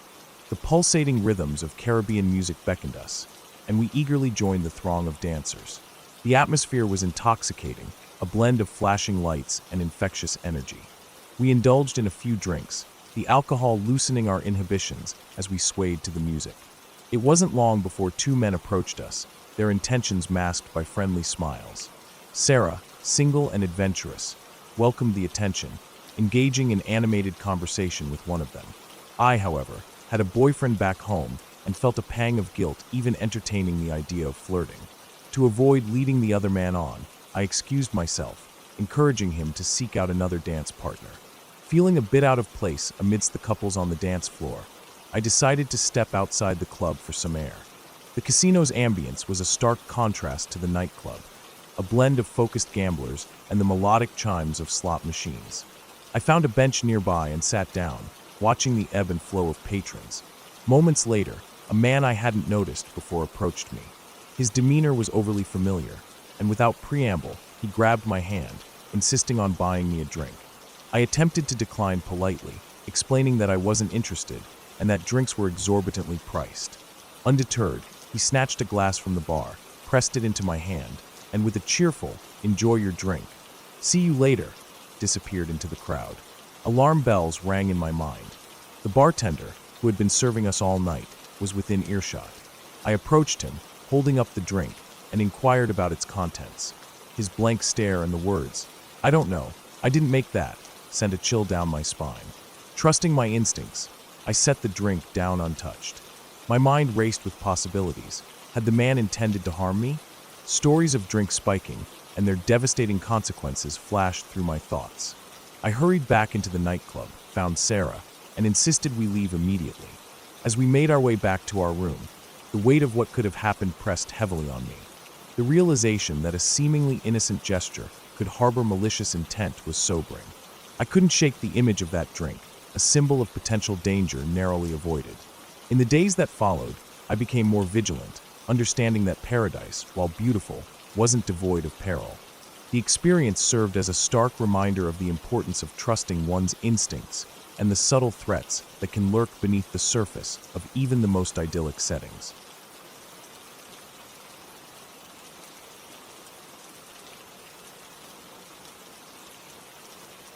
I've never been a good sleeper. As far back as I can remember, my nights were restless, my dreams unsettled, and my body never truly at peace. When I was a kid, I used to lie awake for hours, staring at the ceiling, waiting for sleep to take me. Sometimes, I'd drift off only to wake up moments later gasping for air or feeling like I was falling.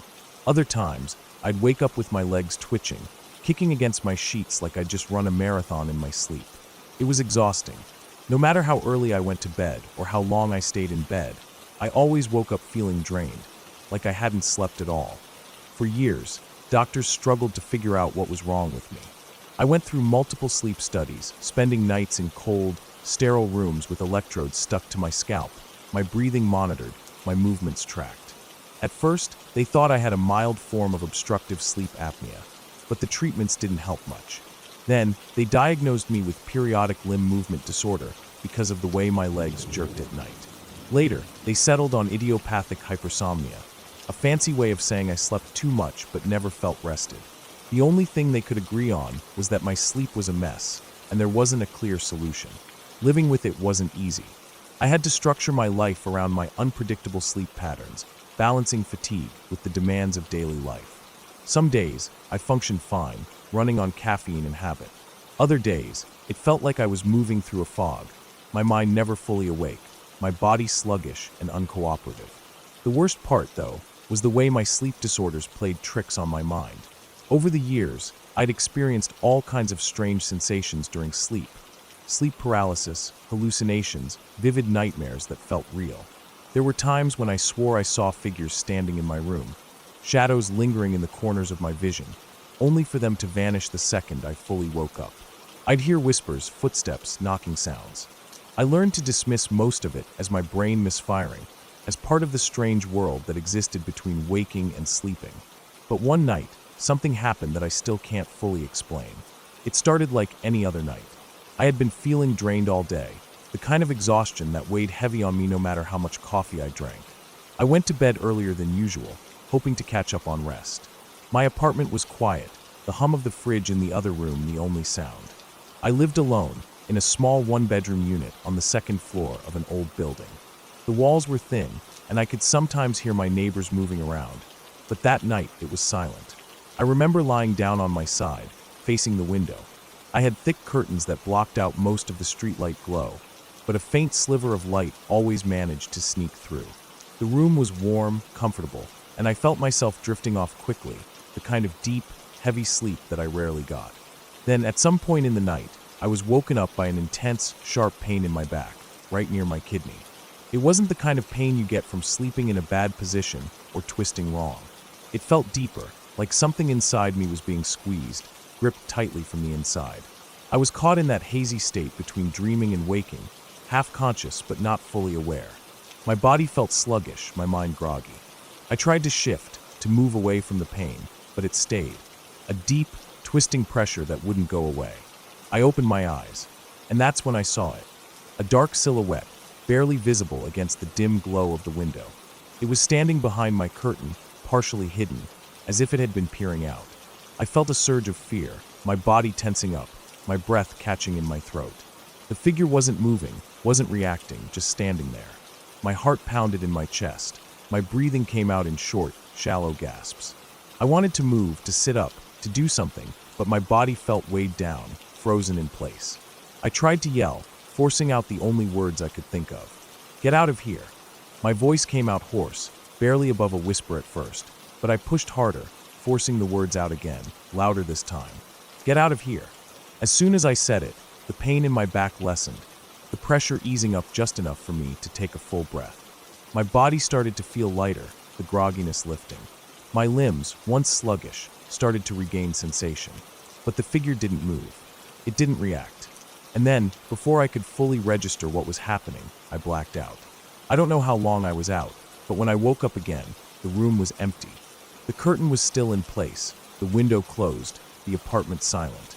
The pain in my back was completely gone, as if it had never been there in the first place. I sat up slowly, my hands shaking. My heart was still racing, adrenaline surging through me. I turned on my bedside lamp, scanning the room. Nothing looked out of place. My door was locked. My window was closed.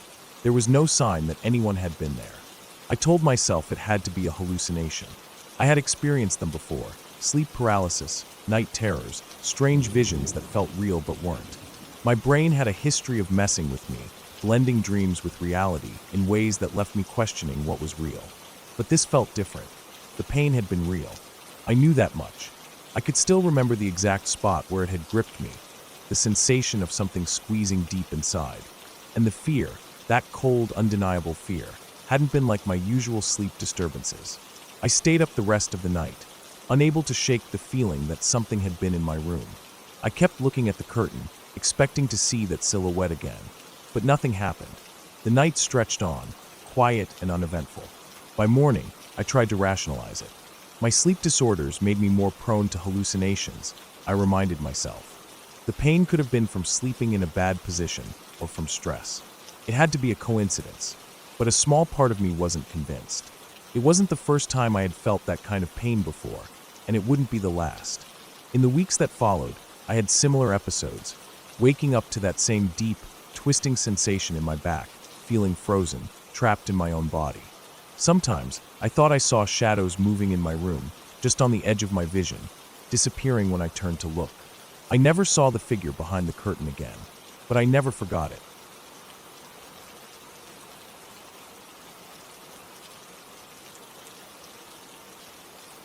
The air in the apartment was heavy, thick with the kind of heat that sticks to your skin and makes the walls feel like they're pressing in.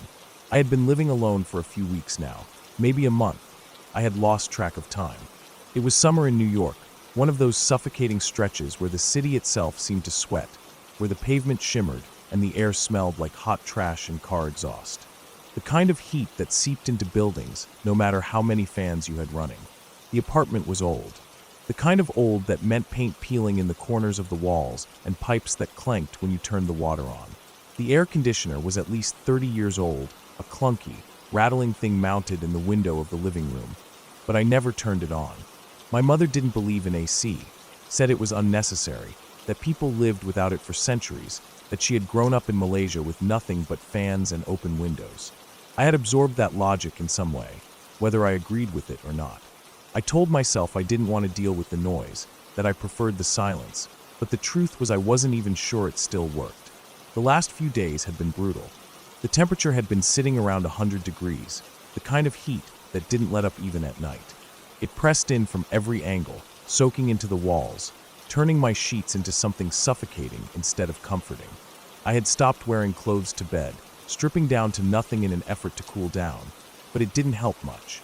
The heat clung to me no matter what I did. On top of all of that, the cramps had been getting worse. They weren't just uncomfortable anymore, they were something else entirely. A sharp, twisting pain that seemed to dig into my lower stomach like a knife, then radiate outward, wrapping around my back, seizing everything inside me in a way that made me feel like I was being wrung out like a wet rag. This had only started a few months ago. Before that, my period had been annoying, a nuisance, but never like this. Never something that made me feel like I was coming apart. I had gone through everything I had in the bathroom cabinet, but there was nothing useful. Eventually, I had dug through my dad's closet and found an old bottle of ibuprofen, the label peeling at the edges. I didn't check the expiration date.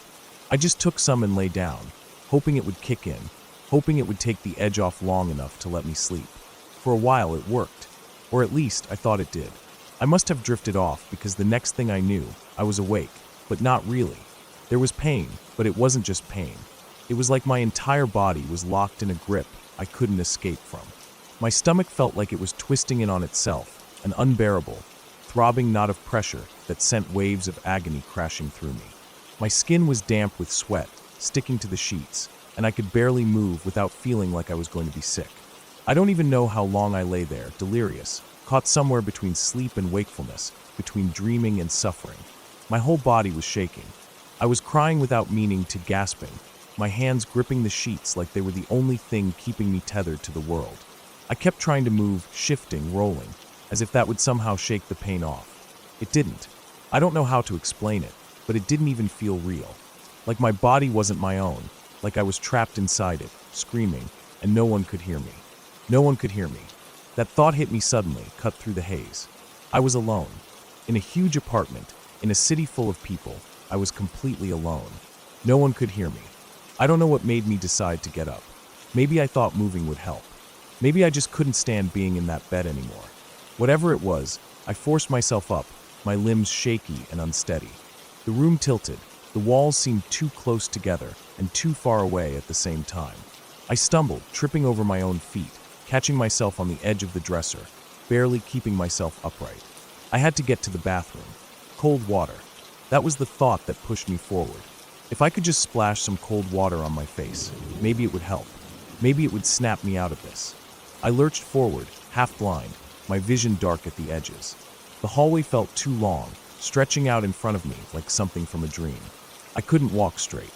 I kept hitting the walls, bouncing off of them like a pinball, my hands dragging along the surface to keep myself steady. The wood was warm under my fingers. Everything was warm, suffocating. I don't even know how I made it to the bathroom. I remember the mirror, though.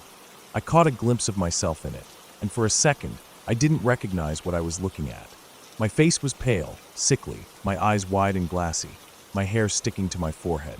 I looked like a ghost dripping with sweat, barely holding itself together. The sink. I turned the faucet on full blast and splashed water on my face, but it wasn't cold. The pipes were old. The water took too long to cool down. It came out lukewarm, almost hot, and I felt a wave of frustration so strong that I nearly screamed. I turned the knob further, as if that would make a difference, and held my hands under it until the water finally started to cool. I pressed my wet hands against my face, against the back of my neck, shivering at the contrast. It helped for a moment, just a moment. Then the pain surged again, and I felt my legs buckle. I caught myself on the counter, gripping it so hard my knuckles went white. My head was spinning. I knew I couldn't stand much longer. I had to get back to bed. I turned, moving too fast, and the next thing I knew, the floor was coming up to meet me. The impact wasn't as bad as I expected. The floor was wood, worn smooth with age, and to my surprise, it was cooler than the air. That was the only thing I could focus on. The relief of it. It wasn't much, but it was enough. I curled up right there, my body folding in on itself, the pain still raging but distant now, pushed just far enough away by exhaustion. I didn't have the energy to move. I didn't have the energy to do anything. At some point, I must have passed out again. When I woke up, it was morning. The light was streaming through the windows, slanting across the floor. The air was still warm, but the unbearable heat of the night had lessened. The pain was still there, but it wasn't the same. It had dulled, settled into something tolerable, manageable. I stayed on the floor for a while, staring at the ceiling, my limbs stiff, my skin sticky with sweat. My throat was dry. My body ached. Eventually, I pulled myself up. I took a shower, scrubbing the night off of me, standing under the water until it turned cold. I didn't tell anyone what had happened. I wouldn't have even known how to explain it. It felt like something that had happened in another reality, a nightmare that had bled into real life, a moment that didn't fit anywhere. But it had happened, and after that, I knew I couldn't let it happen again. I made an appointment. I got birth control, and I never let myself get that lost in the pain again.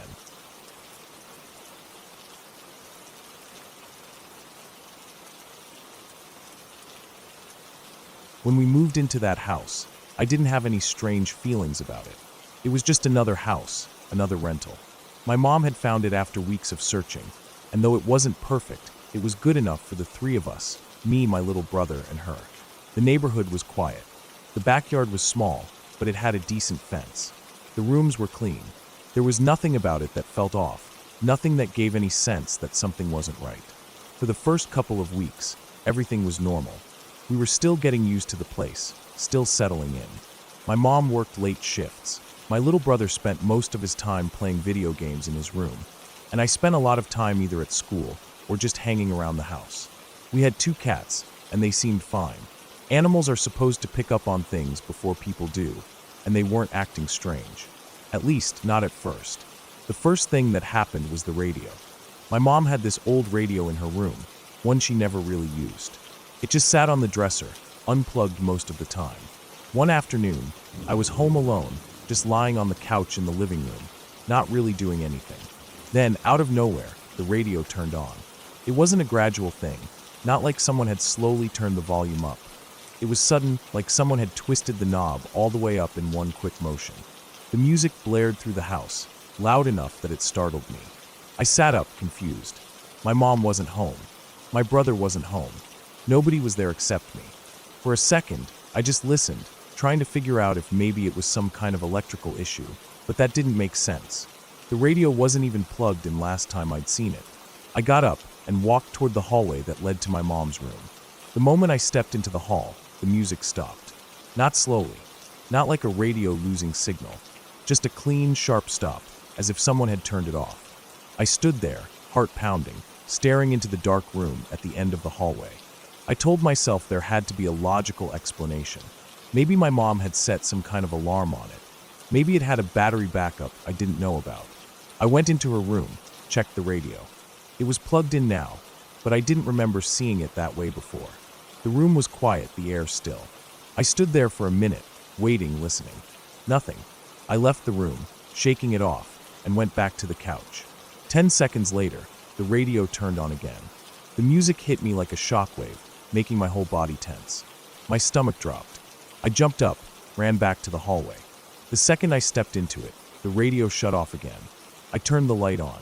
My mom's room looked exactly the same as before. Nothing was out of place. I unplugged the radio this time, just to be sure. I stood there staring at it for a while, waiting. Nothing happened. I went back to the living room, but I couldn't relax. I kept glancing at the hallway, waiting for something else to happen. It didn't. Not that night. But over the next 2 months, the same thing happened 2 more times. Always when I was alone. Always the same pattern. The radio turning on, blasting music, then cutting off the second I got near the hallway. Then it stopped. Weeks went by, and nothing else happened. I started to convince myself that maybe it had been a wiring issue or some weird fluke with the radio. Maybe I had just been overthinking it. I should have known better. I went out of town for a long weekend, visiting some friends at their university. It was a 3-hour drive, and I was gone for 3 days. When I got back, my mom and brother were both in the living room. I could tell something was off just by looking at them. My mom looked tired, like she hadn't slept much. My brother was sitting on the couch, knees pulled up to his chest, staring at the TV, but not really watching it. Before I could even set my bag down, my mom started telling me what had happened while I was gone. The first night, she had been in her room getting ready for bed. She was standing at the sink in her bathroom, brushing her teeth, when she heard a noise behind her. A soft rustling, like something moving inside the closet. The closet door was open slightly, and she could see it reflected in the mirror above the sink.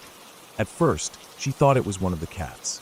She kept brushing her teeth, trying to ignore it, but then something else happened. The wet towel she had hung over the shower rod was suddenly yanked down, hard, like someone had grabbed it and thrown it across the room. She froze. The towel landed on the floor. The room was silent. She turned slowly, staring at the closet, waiting for something to happen. Nothing did. She ran out of the room, spent the rest of the night on the couch in the living room. My brother was already asleep out there. He had started sleeping on the couch weeks ago, saying he didn't like being alone in his room. The next night, she tried again. She told herself it had just been her imagination, that she was tired and had probably just not hung the towel upright. She was in bed that night, pulling the covers up over herself, when she heard it, humming. It was right next to her bed, just on the other side of the comforter. She held her breath, heart pounding. It wasn't a song she recognized, just a slow, strange hum, deep and deliberate, like someone was standing there, inches from her, humming into the darkness. She threw the covers back. No one was there. She slept in the living room again. That was when my little brother started hearing things, too. The night I got home, he told me that as he was lying on the couch, trying to sleep, he heard something. Laughter. It came from the back of the house, from my mom's room. It wasn't a normal laugh. It was low, rough, almost a cackle. Like something was pleased. Like something was enjoying itself. I didn't sleep that night. Neither did my mom. After that, we stopped trying to pretend things weren't happening. We kept the lights on longer than we needed to. We spent more time in the living room, together, avoiding the bedrooms as much as we could. My mom started sleeping out there every night. It wasn't just the radio, or the towel, or the laughter. Little things started happening. The cats would stare at empty corners, tails puffed up, backs arched.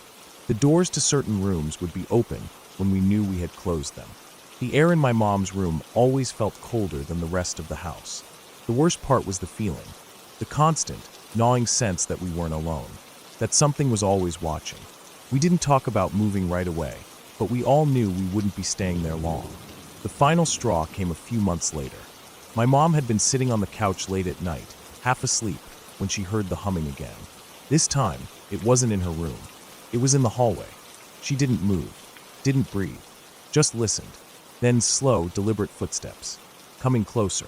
She got up, turned every single light on in the house, and called a friend to come pick her up. We moved out 2 weeks later. I don't know what was in that house. I don't want to know. But I do know one thing. It didn't want my mom in that room.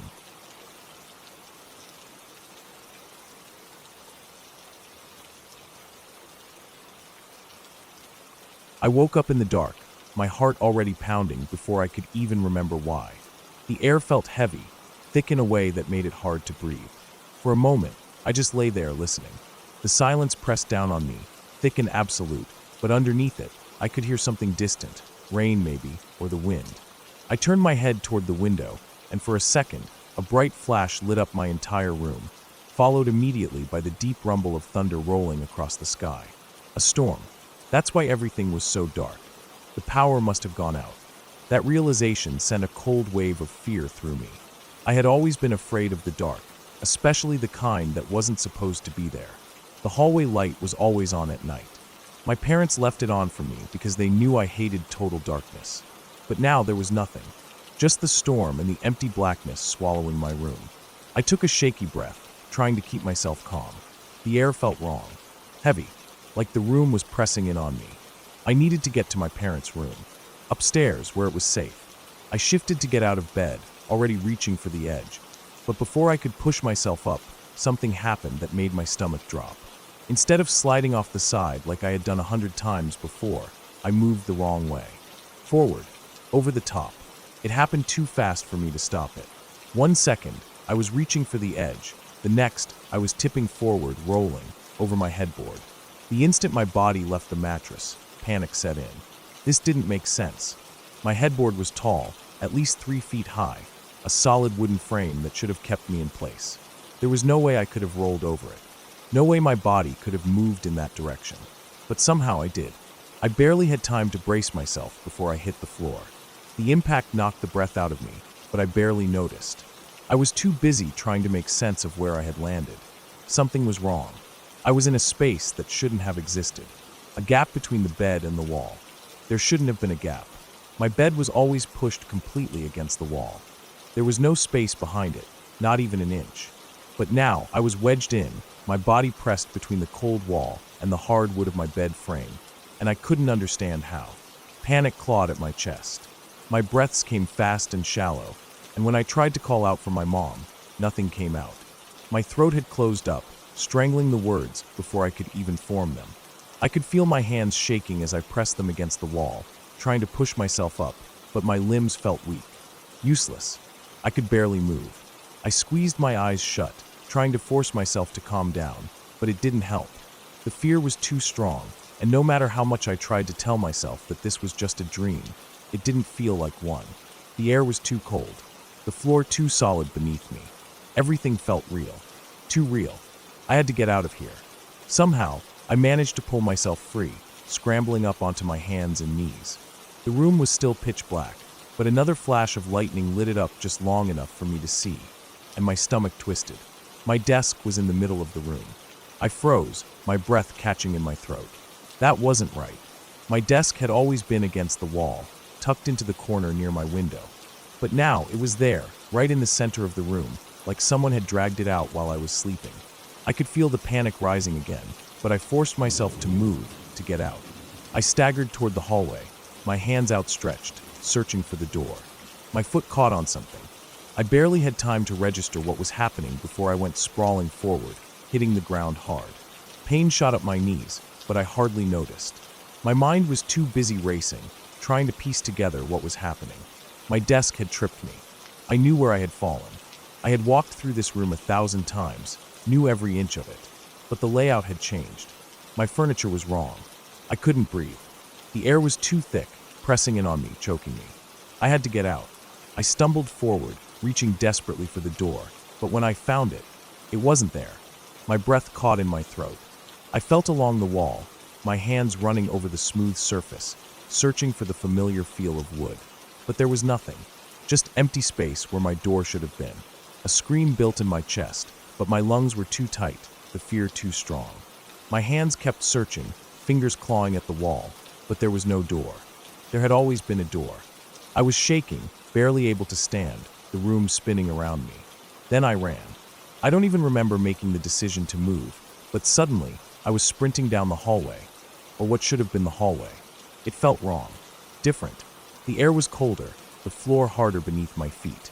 But I kept running, blind in the darkness, my body moving on instinct alone. I burst into the kitchen, my breath coming in ragged gasps, and that's when I saw her. My mom.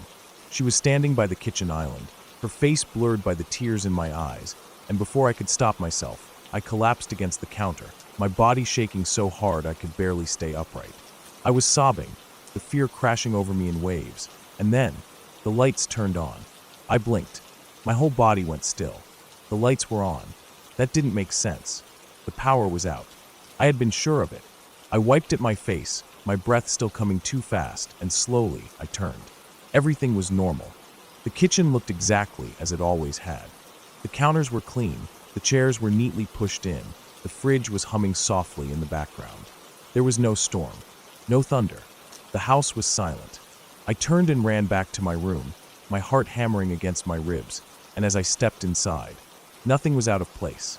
My bed was pushed up against the wall, exactly where it had always been. My desk was in the corner, unmoved. My door was there, solid and real, just like it had always been. I turned to the window, my hands shaking as I unlatched it and stuck my hand outside. Dry. The air was still, cool but not cold. The sky was dark, but there was no rain. No storm. The power had never gone out. I backed away from the window, my legs trembling beneath me, and slowly, I turned back to the room. Had I been dreaming? No. I knew what a dream felt like. This had been different. I could still feel the cold of the floor against my skin, still hear the heavy silence that had filled the house. I had woken up in a storm, I was sure of it. The power had been out. My furniture had moved. My door had been gone. But now, everything was normal. I climbed into bed, my body still shaking, and pulled the blankets up around me, my eyes locked on the ceiling. I never figured out what happened that night. Maybe I never will.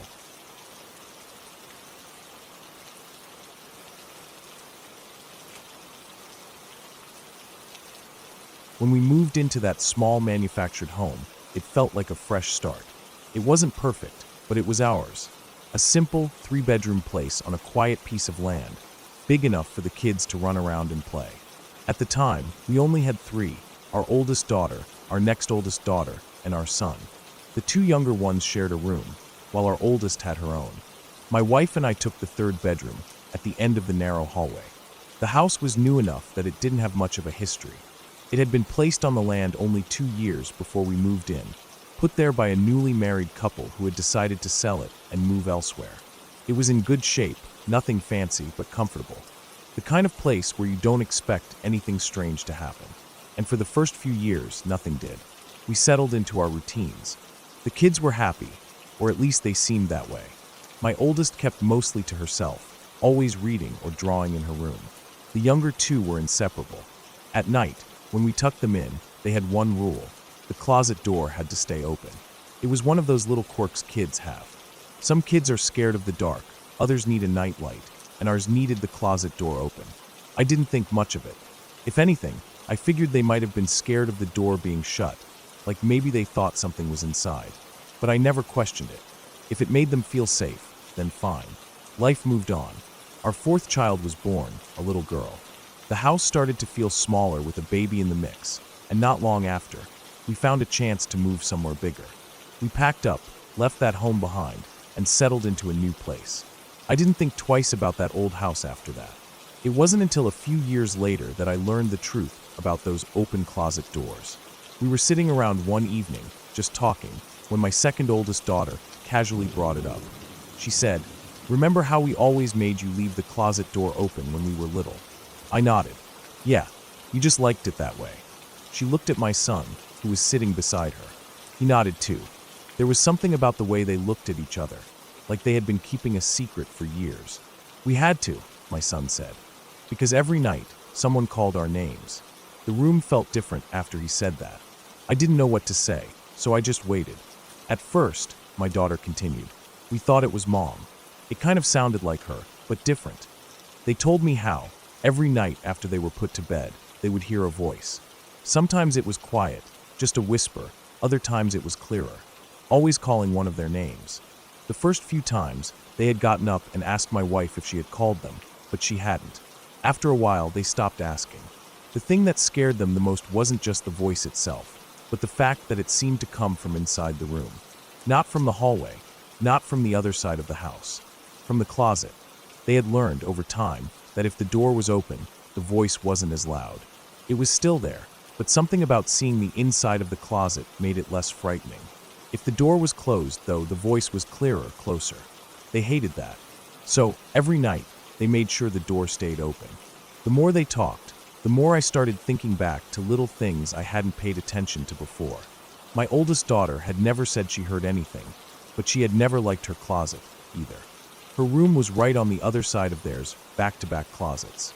I remember times when she would push things up against the closet door, like she wanted to keep it shut. I had thought she was just being messy. I asked her about it. "I just didn't like it," she said. "I don't know why.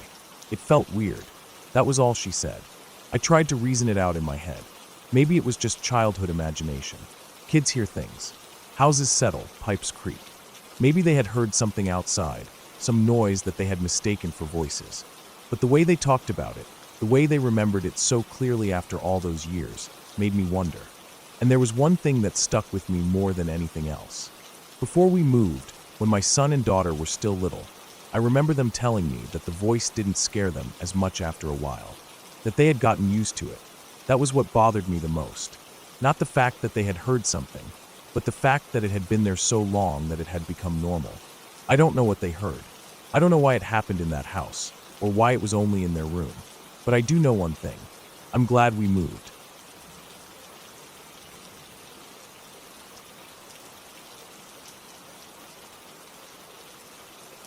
The day had started out normal enough. My brother and I were standing in the driveway, joking around, waiting for his friend to pick us up. The sun was bright, the air warm, and there was no reason to feel uneasy. It was just another regular afternoon, nothing special. We were both in good spirits, laughing about something I can't even remember now, probably something stupid. Then his friend pulled up in his car, honked once, and rolled down the window. "Get in." The three of us had planned to go out, just to enjoy the town. No specific agenda, just restaurants, museums, maybe a party later. It was the kind of day where you don't keep track of time because there's no reason to. Just moving from place to place, eating, drinking, laughing. It was all normal. At some point, we decided to head back to his friend's house.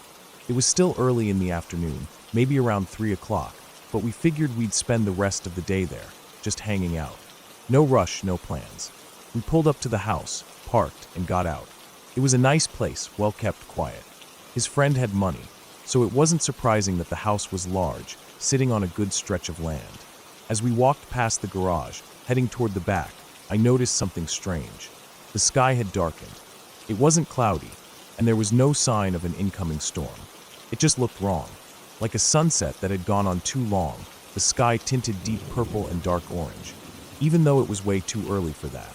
It wasn't quite nighttime, but it was dim enough that the horizon had become a series of dark, jagged silhouettes, buildings, trees, all blending into one another. It made me uneasy. I didn't say anything, but I felt it, a deep, instinctual discomfort. My brother didn't seem to notice. He walked ahead, already making his way toward the house. That left me with his friend, and we kept pace with each other, moving toward a large fence that enclosed half of the property. The fence was tall, stretching about 50 meters in both directions. We approached the entrance, which was just an open space where a gate should have been. That's when I noticed the tree. It was old, gnarled, its twisted branches hanging low over the fence. The bark looked rough, aged, but somehow still alive. It stood out against the darkening sky, its branches cutting through the dim light in sharp, unnatural angles. I pointed it out, made some offhand comment about it, and my brother's friend laughed, throwing out a joke in response. Then I saw him, standing by the tree. He was tall, maybe 6.5 feet, wearing full football gear. A purple helmet with red details, a white shirt, purple pants, and white cleats. His back was to us, facing the tree. He was breathing heavily. I could tell because his shoulders were rising and falling with deep, labored breaths, even though he wasn't moving otherwise. That was the first thing that unsettled me. The sheer weight of his breathing, like he'd been running or exerting himself, but he just stood there, unmoving. I felt my stomach tighten. I kept my eyes on him as we walked, something in me screaming not to look away. I turned slightly to the friend, keeping my voice steady. "Do you know that guy?" He frowned at me, confused. "What guy?" I nodded toward the tree. He turned his head to look. The moment he saw the figure, his whole expression changed. His face went from confused to amused to uneasy in the span of a second. His eyes lingered on the man in the football gear, and his voice dropped slightly when he answered. "No." We kept walking. I couldn't shake the feeling, but we were nearly at the fence. We just had to get through the opening. I looked back at the figure.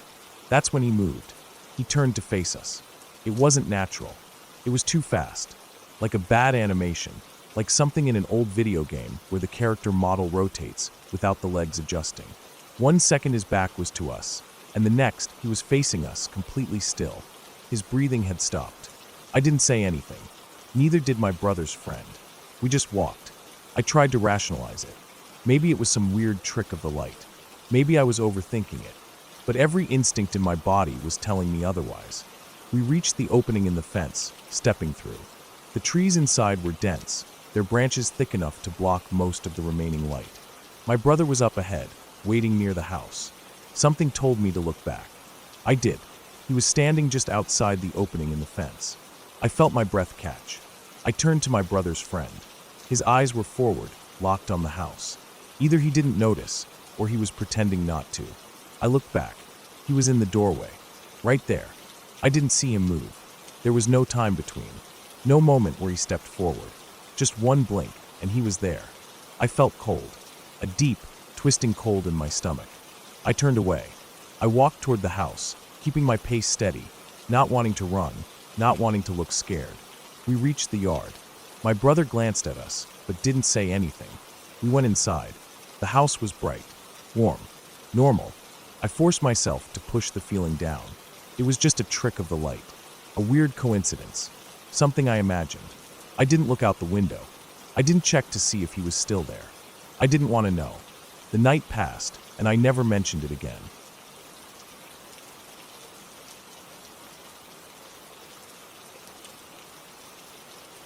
I was adopted. I never knew my real mother. Maybe I knew her once, when I was very little, but those memories are long gone. My life began with my new family. They were the only family I had ever known, and I loved them deeply.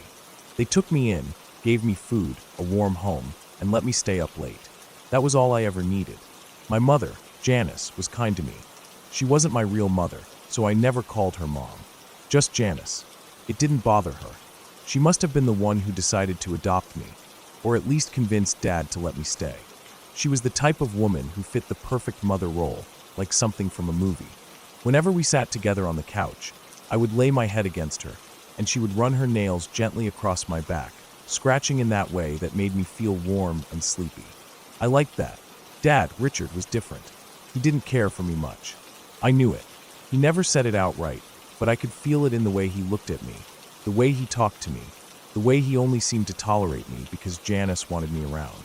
I called him Dad anyway, hoping it would make things better between us. It never did. He was strict and harsh, always stern. If one of us messed up, he had no problem punishing us. I learned that early on. Before I even knew how to use the bathroom properly, I learned how fast he could be with discipline. I stayed in line after that. Then there was Emily. She was my sister. Not by blood, but she was my sister all the same.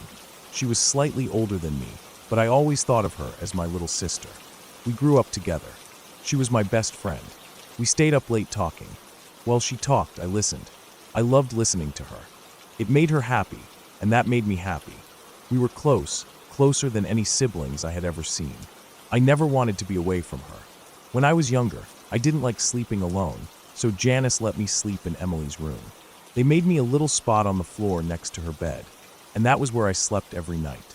Even as we got older, I stayed there. It felt right. I liked being close to her. I always felt like I had to protect her. Then everything changed. It was a Wednesday night. I was taking a nap, curled up in the quiet of our room, when I heard the front door open. The sound stirred me awake, my ears twitching as I pulled myself up. I knew what that meant. It was Wednesday. My sense of time was terrible. I never kept track of the days, but I always knew when it was Wednesday because that was the night Emily came home late from her church youth group. I stretched, yawned, and made my way down the hall, blinking the sleep from my eyes. Emily was at the door. She stepped inside, her face bright with happiness as she dropped her bag and wrapped her arms around me in a hug. I wagged my tail. She smelled like the outside, like the cool night air, and the lingering scent of perfume. Janice and Richard came in behind her. "You have a good nap?" Janice teased, ruffling my head. I shook her hand off, snorting in protest. She laughed. "Don't you snort at your mother like that," Richard said sharply as he shut the door and hung up his coat. His voice was deep and edged with irritation. I growled under my breath. I was just joking. He must not have heard me. If he had, I would have felt it. Emily headed to our room, and I followed. As soon as we were inside, she started talking, telling me all about her day. I listened. I always listened. I didn't care about the details, but I cared that she was happy. After a while, she suggested we watch TV, so we went back to the living room. I jumped onto the couch before she could sit down. She rolled her eyes and shoved me over to make room. The TV flickered on, and we watched it together, the glow of the screen washing over us as the room grew dark outside. She liked Discovery Channel, Animal Planet, National Geographic. Things most kids her age didn't care about. I liked them too. Those were the only channels that ever held my attention. Time passed. It got late. Janice walked up behind us, her voice soft but firm. "Emily, it's past your bedtime. Turn off the TV and go to your room. You too." She pointed at me. Emily groaned but obeyed. She turned off the TV and stood up, stretching her arms. We walked down the hall together. As we reached our room, I felt it, a strange unease creeping up my spine. Something wasn't right. Emily turned off the light. The room was dark, save for the dim orange glow of the street lamp outside. As the shadows settled, I caught something, just a flicker of movement in the corner of my eye. It was outside, just beyond the window. I turned to look, but whatever it was had vanished. I stayed alert. The night dragged on. I lay in the dark, eyes open, listening. There were sounds, soft, subtle sounds just beyond the window. A twig snapped. Leaves rustled. Fabric shifted. Then a smell, a faint stench of sweat and blood. I stayed still, ears straining, body tense. Then the sounds faded. The smell disappeared. I let my eyes close. Bang! A crash shattered the silence. I was up in an instant, my heart slamming against my ribs. "There's someone in the house." I barked, my voice sharp with panic. I turned, nudging Emily desperately. "Wake up!" She stirred, blinking sleep from her eyes. As soon as I saw her sit up, I bolted. I ran down the hall, paws skidding against the floor as I turned toward my parents' room. The door was open. Blood. Richard was sprawled across the bed, his throat torn open, a pool of deep red spreading beneath him. The sheets were soaked. His eyes were open but lifeless. I gagged. The bathroom door was closed, but just in front of it stood a man. No, not a man. Something else. He was large, rugged, his face hidden behind an unkempt beard matted with blood. His clothes were filthy. His eyes black, hollow, gleaming with something I couldn't name. The smell hit me again, stronger this time, sweat, dirt, blood. He turned, and when his gaze locked onto mine, he smiled. A slow, crooked grin, teeth yellow and rotting. My body froze. My legs wouldn't move. My throat closed. He turned back to the bathroom door. He slammed his shoulder against it. Once, twice. The wood splintered. I watched as he broke through. I watched as Janice screamed. I watched as he raised the razor. I watched as he carved her open. I couldn't move. Then I heard Emily scream. The man looked up. His head tilted slightly. His grin widened. Emily was behind me. She turned and ran. He followed. I snapped out of my paralysis and bolted after them. He caught her, grabbed her arm, yanked her back. I howled, barked, screamed, making as much noise as I could. Someone had to hear. Someone had to help. No one came. He dragged her toward the front door. I leapt forward. He ignored me. As he reached the door, he paused, looked down at me, rested a filthy, blood-stained hand on my head. "Good boy," he murmured. Then he laughed. Low, cold. He opened the door, pulled Emily outside. The door slammed shut. Silence. I stood there shaking, heart pounding, breath shallow. I turned. The house was filled with blood. Richard's body lay still on the bed. Janice's remains were behind the bathroom door. The floor was smeared with red footprints. I stood in the center of it all, staring at the door. I wanted to go after them. I wanted to tear that man apart. I wanted to save Emily. But I couldn't. I looked down, at my paws. I couldn't open doors.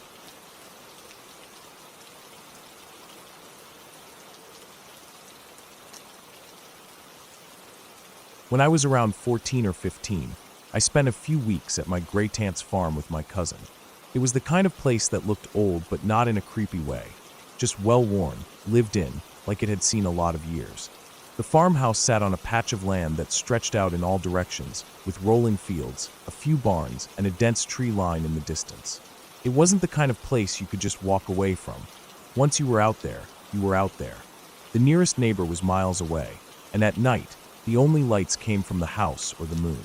I had been there before, but never overnight, and never for this long. My cousin and I were told we'd be sleeping in the attic. That might sound creepy to some people, but it wasn't. It was actually one of the cozier spots in the house. The attic had been converted into a guest space years ago. There was a queen-sized bed, an old rocking chair near the window, and an ancient computer that looked like it hadn't been turned on in decades. There was even a small bathroom tucked into the corner, which meant we didn't have to stumble down the stairs in the middle of the night. The ceiling sloped down on both sides, and there was a little round window that let in just enough light during the day to make it feel comfortable. When we got there, we dropped our bags and started unpacking. I was halfway through stuffing my clothes into a drawer when my cousin casually mentioned that an old man had died up there. She didn't say it in a dramatic way, just tossed it out like it was common knowledge. I figured she was messing with me, trying to freak me out. I didn't ask if it was true because I didn't want to give her the satisfaction of seeing me even slightly concerned. So I laughed it off and went back to unpacking. The day was long but good.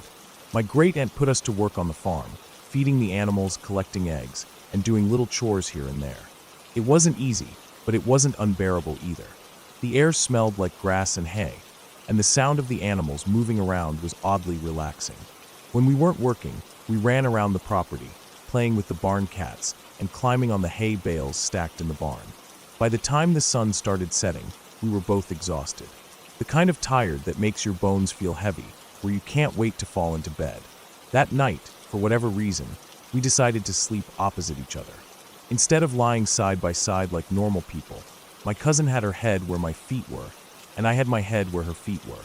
I don't know why we did it, but at the time, it didn't seem like a big deal. The bed was big enough for both of us, and we had plenty of space. I fell asleep almost instantly.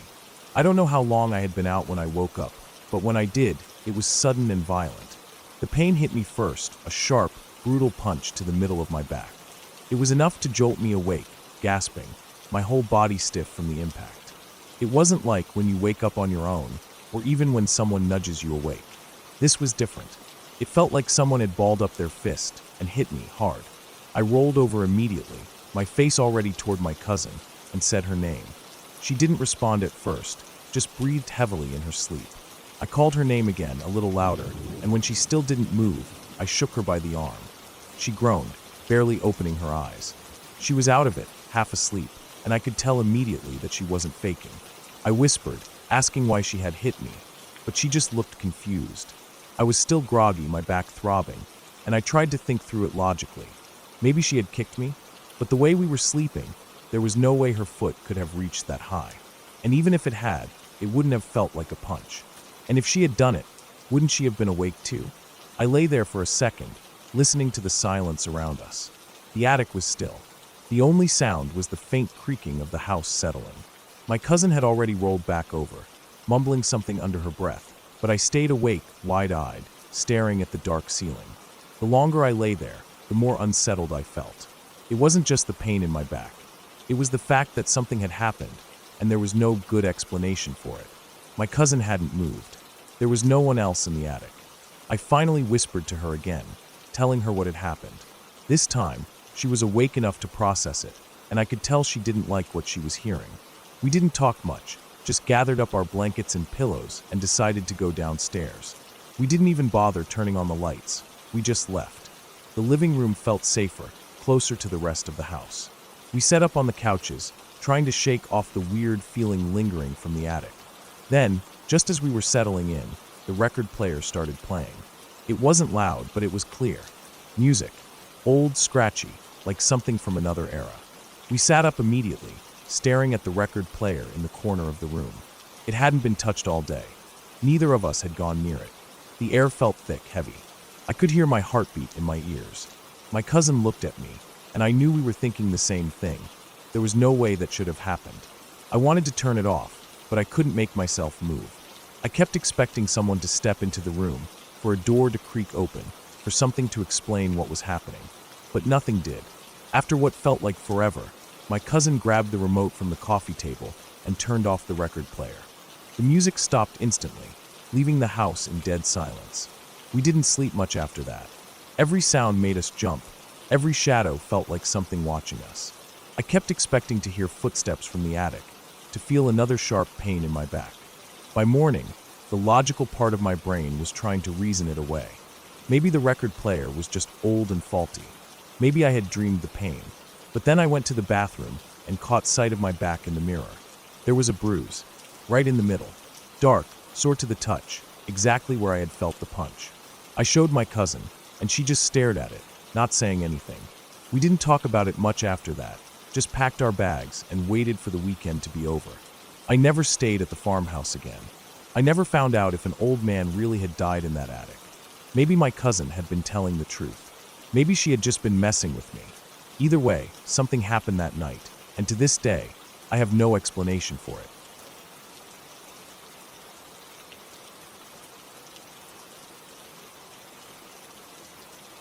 That night, I made sure my cat was in the room with me before I went to sleep. It had become a habit, almost an unconscious ritual. If she wasn't there, I knew what would happen. I couldn't explain it, didn't even like thinking about it too much, but I had learned that if she wasn't with me, I would have those dreams. The ones about my dead step-grandmother. The woman I was never especially close to, who I barely even thought about when she was alive. Yet somehow, when my cat wasn't in my room, she was the only thing my mind could focus on. I pulled the blanket up around my shoulders, shifting slightly to get comfortable. My cat was curled up at my feet, her body warm and steady. She barely twitched as I moved, only flicking her ear in irritation before settling back into sleep. I closed my eyes, willing myself to relax. The weight of her presence reassured me. It always did. But at some point in the night, she must have left. Maybe my boyfriend let her out when he got up early for work, or maybe she had simply gotten bored and pushed the door open. Either way, when I slipped into sleep, she was gone. And the dream came. It started the same way it always did. A dimly lit space, indistinct but familiar. A feeling of something unfinished. Like I had walked into a room where a conversation had been happening just moments before, and now I was supposed to pick up where it left off. But there was no one there. Then, suddenly, she was my step-grandmother. She never did anything outright frightening. She was just present, too present. I could see the details of her face too clearly. The fine wrinkles around her mouth, the slight downturn of her lips, the way her eyes always seemed to be watching even when she wasn't looking directly at me. I never knew what she wanted. She never spoke. She would just stand there, sometimes sitting at a table, sometimes in the corner of a room. And I would feel frozen, unable to move, trapped in that space with her. The air around her always felt thick, like the weight of something unspoken pressing down. But this time was different. This time, the dream didn't stay contained to that vague, unsettling space. Instead, it shifted. I wasn't in the room anymore. I was somewhere else. Somewhere vast, cold, and heavy with history. I was standing in a place I had never been, but had read about. The ground beneath me was hard, packed earth, dusted with snow. The air was biting, and I could feel the wind pushing against me, stinging my skin. A long barbed wire fence stretched in both directions, disappearing into the distance. Guard towers loomed above, dark and empty, but somehow still watching. Auschwitz. I had been thinking about it for days, for no reason I could explain. Images had popped into my head without warning. Train tracks leading into an open gate, rows of cramped barracks, black and white photos of faces long gone. I didn't know why. But now, in my dream, I was standing there, breathing in the cold, feeling the weight of the past pressing down on me. And then there was movement. Shadows shifting along the edges of my vision. Shapes I couldn't quite make out. I turned, trying to focus, but everything was blurred. Then I realized it wasn't just shadows. It was people. So many people, walking, moving, but never looking at me. I couldn't see their faces, only the indistinct shapes of their bodies, their hunched shoulders, their slow, heavy steps. And I knew. I didn't have to see their faces. I knew what they were, who they were. I tried to move, to turn away, but my feet were stuck. The cold was creeping up my legs, locking me in place. And then, finally, someone did turn to look at me. I didn't recognize him. He was just a man, ordinary but impossibly out of place. His eyes were dark, hollow, but focused, staring right into me. And for a moment, I had the overwhelming sense that I was supposed to know him, that he had been waiting for me to notice him. Then the dream shattered.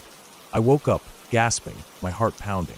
My sheets were tangled around me, my body slick with sweat. My cat was gone.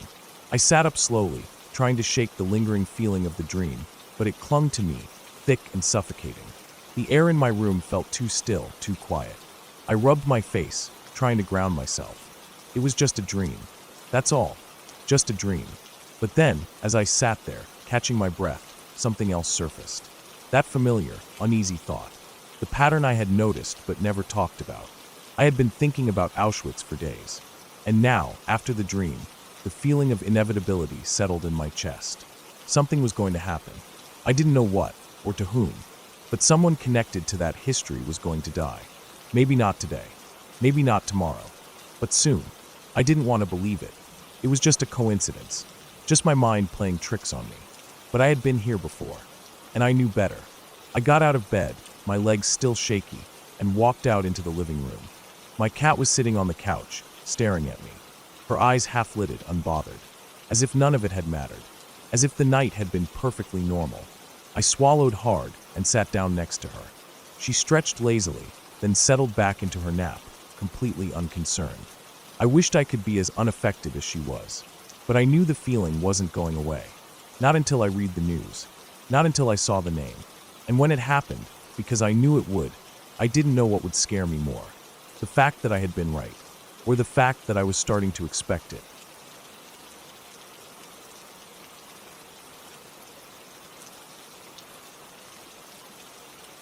The night my daughter said it was Grandma Charlene's birthday, we were just sitting at the dinner table, like any other night.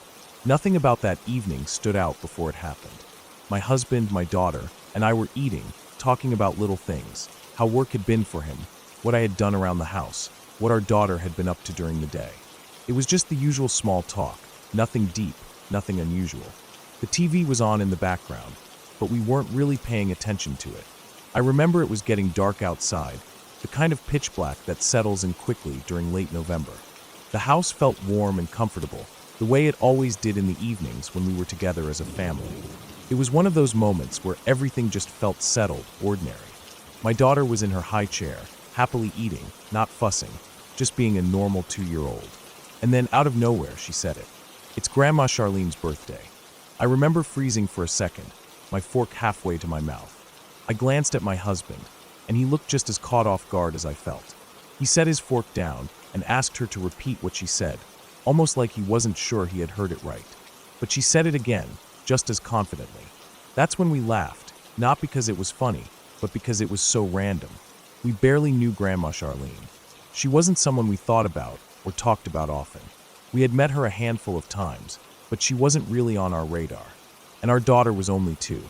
She had no concept of days, dates, or birthdays beyond the very basic idea of them. It was weird, but we shrugged it off. What else were we supposed to do? That night, though, after we had put our daughter to bed and were sitting in the living room, I found myself thinking about it again. I ran through all the possible explanations. Maybe someone had mentioned Charlene's birthday at our daughter's party back in October, and somehow, in some way I couldn't understand, she had held on to that information. But even if that were the case, why would she bring it up randomly, completely unprompted, almost 2 months later? It didn't make sense. I told myself it was just a coincidence. A weird one, sure, but nothing more than that. The next day was Thanksgiving. My husband had to work that morning, and I spent the first part of the day getting things ready. We weren't hosting that year, but I was still making a couple of dishes to bring to dinner later. My daughter was playing quietly in the living room, watching one of her shows, and everything felt normal. Then my husband called me. I almost didn't answer because my hands were covered in dough from making rolls, but I wiped them off quickly and picked up. He sounded weird, not upset, but off. He told me he had called his dad to wish him a happy Thanksgiving, and then he asked me to guess whose birthday it had been the day before. I didn't want to answer. Something in my gut already knew what he was going to say. When he said it was really Grandma Charlene's birthday, I felt a cold, sinking feeling in my stomach. I wanted to argue, to say he was messing with me, but I could hear it in his voice. He was freaked out too. I sat down at the kitchen table, staring at nothing. It didn't make sense. My daughter didn't know dates. She didn't even know what day of the week it was. She had no way of knowing when Grandma Charlene's birthday was. I spent the rest of the day trying to shake the feeling, but it stayed with me. Even when we were sitting around the dinner table at Thanksgiving, surrounded by family, laughing, eating, talking, I couldn't stop thinking about it. Over the next few days, I kept replaying it in my head, trying to come up with some logical explanation. Maybe she had overheard something at the birthday party in October. Maybe somehow, her brain had connected the dots in a way that I didn't understand. Maybe it was just one of those freaky coincidences that happen sometimes. But the odds of it, of all the people she could have mentioned, why her? And why on that exact day? It was the kind of thing that made me feel uneasy in a way I couldn't quite explain. The more I thought about it, the more it unsettled me. It wasn't just the randomness of it. It was the certainty in my daughter's voice when she said it. Like it wasn't something she was guessing or making up. Like she just knew. I didn't talk about it with anyone outside of my husband. It felt too weird, too hard to explain. I knew if I brought it up to someone else, they'd just shrug and say it was a coincidence. That's what I wanted to believe too. But something about it stuck with me. For the next week, every time I looked at my daughter, I felt this weird, creeping sensation in the back of my mind. Like she knew something that I didn't. Of course, she had no idea any of this was happening. She was just a happy, normal 2-year-old. She played with her toys, watched her shows, laughed, ran around the house. And eventually, I forced myself to stop thinking about it. Because what else could I do? Some things just don't have answers.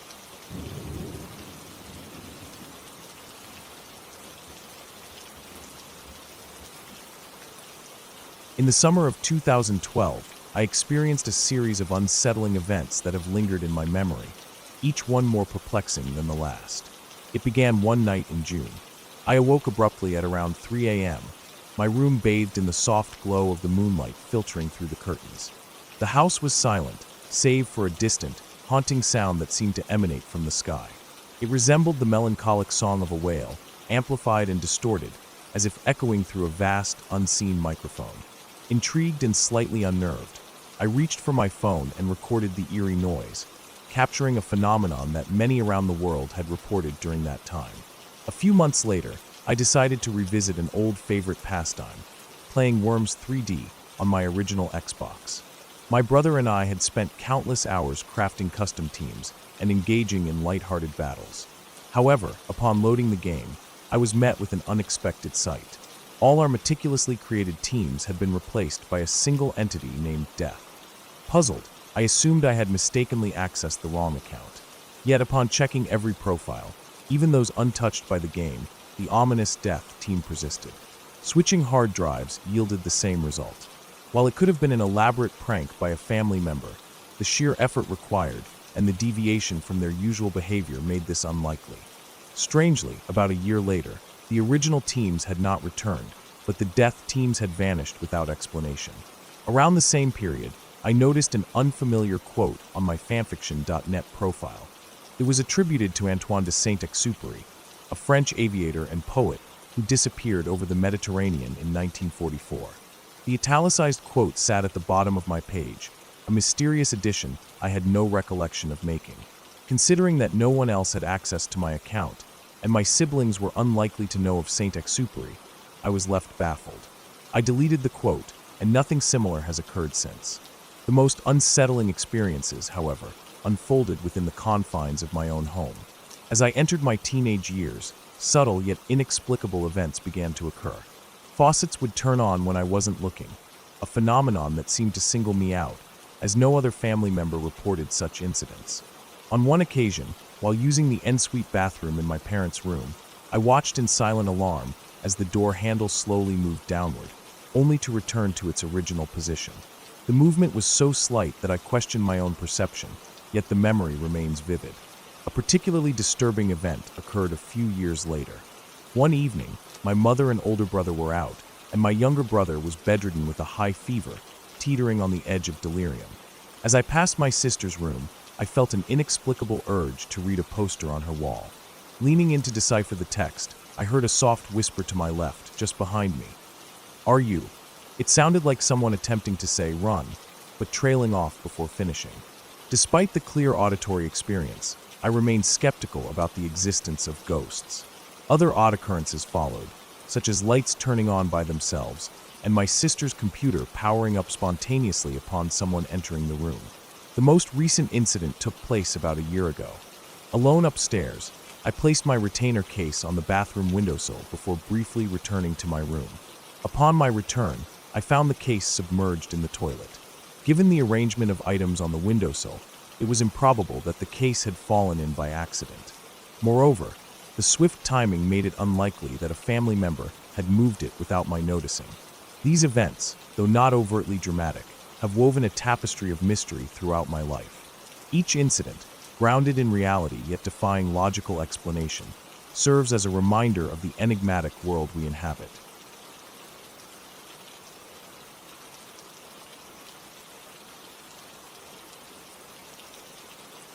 The walk back from the village was the same as always, long, dark, and filled with the occasional roar of passing vehicles cutting through the quiet of the Colombian Andes. My brother and I had done it plenty of times before, but it never really got less eerie. The road snaked through the mountains, bordered by thick trees and stretches of open land that seemed even more endless at night. The only real sources of light came from the passing cars, and when they were gone, the darkness closed in again, absolute and silent. That night, New Year's Eve, the air was thick with the distant echo of fireworks from the village. It was the only thing that made the night feel alive. Otherwise, the road felt empty, as if the world had gone still.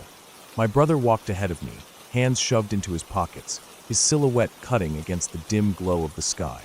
Every few minutes, we'd see headlights crest over the hills, flooding the road with a temporary brightness before fading away, leaving behind nothing but our footsteps on the dirt path. By the time we reached the farm, the house was lit up with warm light, music spilling from inside. I could hear my parents laughing with my aunts and uncles, their voices mixing with the sound of a radio playing some old salsa song. My grandparents were probably inside, drinking coffee like they always did late at night. The place felt alive in a way the road hadn't, and the contrast between the warmth of the house and the cold emptiness of the road behind us made me shiver a little. The barking started almost as soon as we stepped through the gates. Our dog, a mutt we'd had for years, was pacing near the front yard, his tail stiff, his ears alert. He wasn't just barking, he was losing his mind. His whole body was tense, hackles raised, his eyes fixed beyond the fence toward the dirt road. My dad barely looked up from where he was sitting. "Take him for a walk," he said, waving us off. "Maybe he just needs to pee." My brother sighed, already annoyed. He didn't argue, though. We'd been through this before. Sometimes the dog got worked up over nothing, a rustling in the trees, a stray cat, maybe even a possum. Either way, the only way to calm him down was to walk him for a few minutes and let him settle. We grabbed the leash, clipped it onto his collar, and stepped back outside. The air was cool, smelling of damp earth, and the faint traces of fireworks smoke drifting in from the village. The dirt road in front of the farm stretched out, disappearing into the dark on both sides. No cars ever really passed this way at night. It wasn't like the highway we'd walked earlier. This was more of an old, forgotten road, the kind used mostly by farmers and their donkeys during the day. The dog pulled forward at first, eager, his nose to the ground, but after just a few steps, he froze. He stopped so suddenly that the leash jerked in my hands. My brother and I both turned to look at him. His whole body was stiff, his ears locked forward, eyes fixed on a spot further down the road. At first, I didn't see what he was looking at. The night was dark, and my eyes hadn't adjusted yet. But then, as I squinted, I noticed the shape. A man. He was standing about 8 meters away from us, right on the edge of the road where the trees began to thicken. I thought at first maybe he was a neighbor, one of the farmers who lived further up the mountain. But something about him felt off. He wasn't moving, not shifting his weight, not adjusting his stance. He stood there, perfectly still, like a statue in the dark. The only thing that gave him away was the faint outline of his form against the trees. He wasn't even facing us properly. His body was turned slightly toward the bushes, but his head was turned at an unnatural angle, watching us. We stood there for a long moment, the three of us frozen, my brother, me, and the dog. The only sound was the distant music from the house, muffled by the walls and the trees. My brother whispered, "That's weird." I didn't respond. I was too focused on the way the man was standing. People don't stand like that. They shift, they scratch their heads, they move, even just a little. But this man didn't. It was like he was locked in place, his head twisted just enough to keep his eyes, or whatever he had on us. The dog didn't bark. That was the worst part. Our dog barked at everything. Strangers, birds, cars, the wind. But now, faced with a silent man in the dark, he was completely quiet. His whole body was tense, his breathing sharp. He just stared. A cold feeling started creeping up my spine. My brother shifted beside me. "Let's go back," he muttered. I nodded. I didn't want to turn my back to the man, but standing there wasn't an option either. Slowly, we started walking backward, keeping our eyes on him. The man didn't move. He didn't even flinch. It was as if he wasn't real, just a shadow fixed in place. But I knew he was there. I could feel it. We reached the gate and slipped inside, closing it behind us.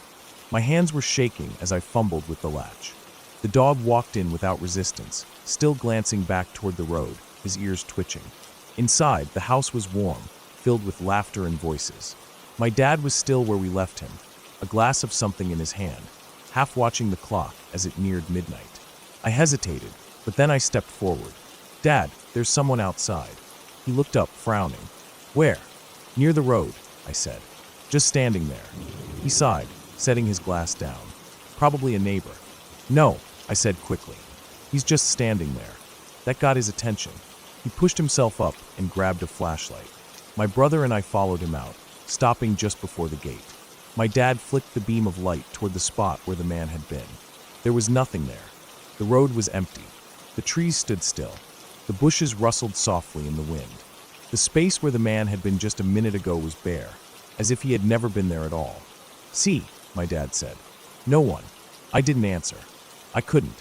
My brother and I exchanged a glance, but neither of us spoke. My dad walked back inside, shaking his head. "Come on. It's almost midnight." We followed him in, but I couldn't shake the feeling that someone had been watching us. The music played on, the voices carried through the house, and somewhere in the distance, another round of fireworks exploded over the mountains. But outside, beyond the fence, past the road, past the bushes, the darkness stretched on, endless and silent. And whoever that man was, if he was a man at all, was gone.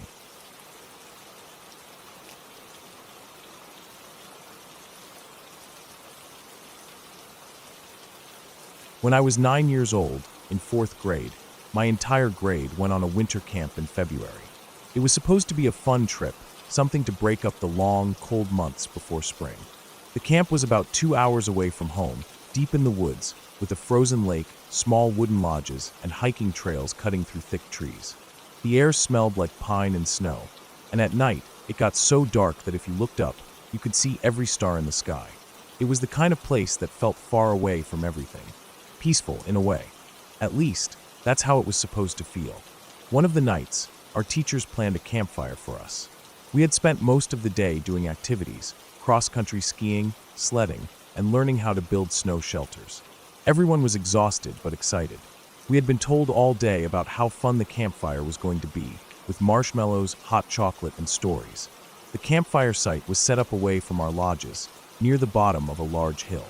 It was a wide clearing with benches made out of logs, a big ring of stones in the center where the fire would be, and enough space for our entire grade to sit together.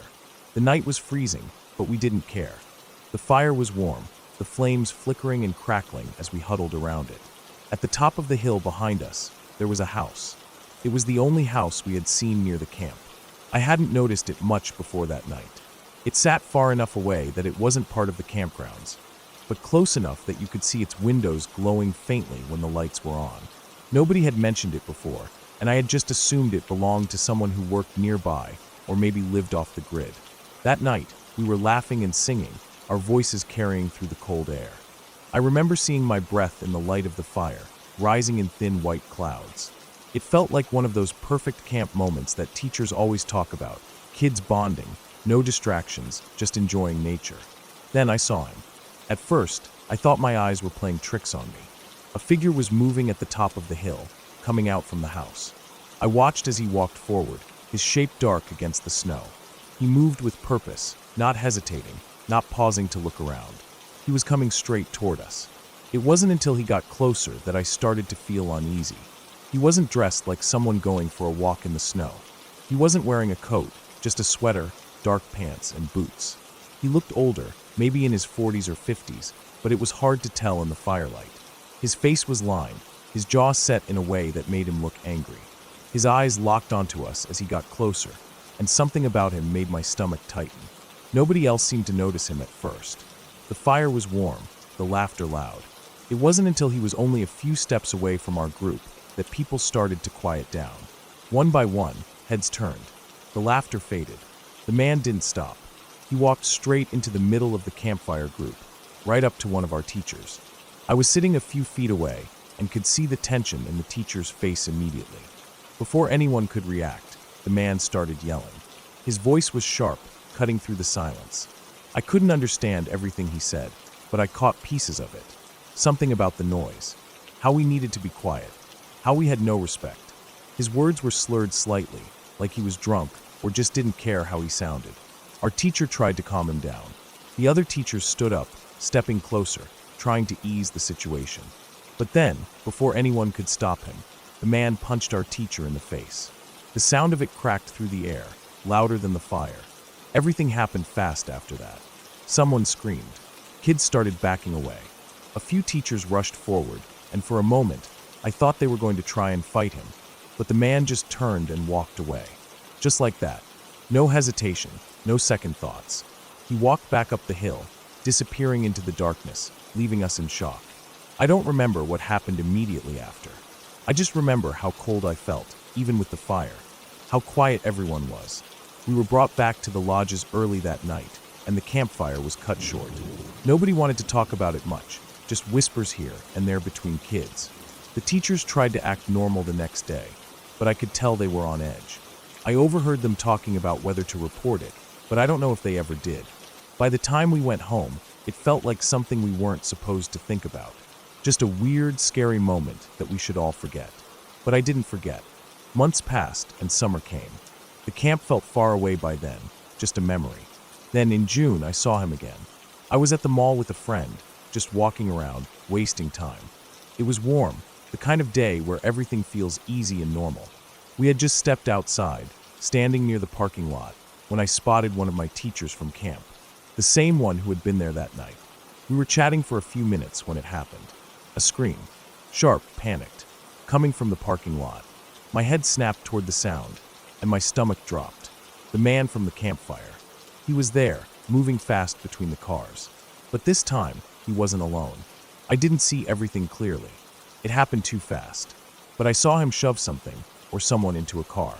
There was a struggle, but it ended quickly. The car door slammed. Then he looked up.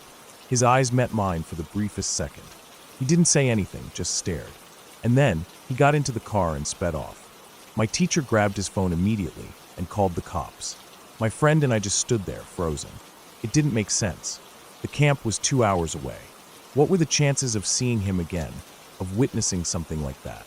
A few weeks later, I saw the newspaper article.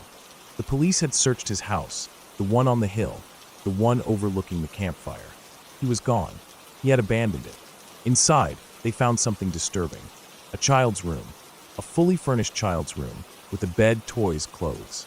But the man and his wife never had kids. No one knew who it was meant for. No one knew if someone had already been there. He was never caught.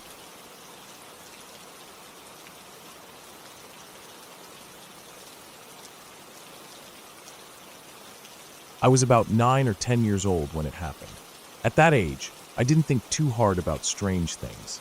Kids see weird shapes in the dark all the time, make faces out of shadows, imagine movement where there isn't any. I always thought that's all it was, just a trick of my eyes, a moment of my brain trying to make sense of random patterns. But I never forgot it. And I don't think it was just my imagination.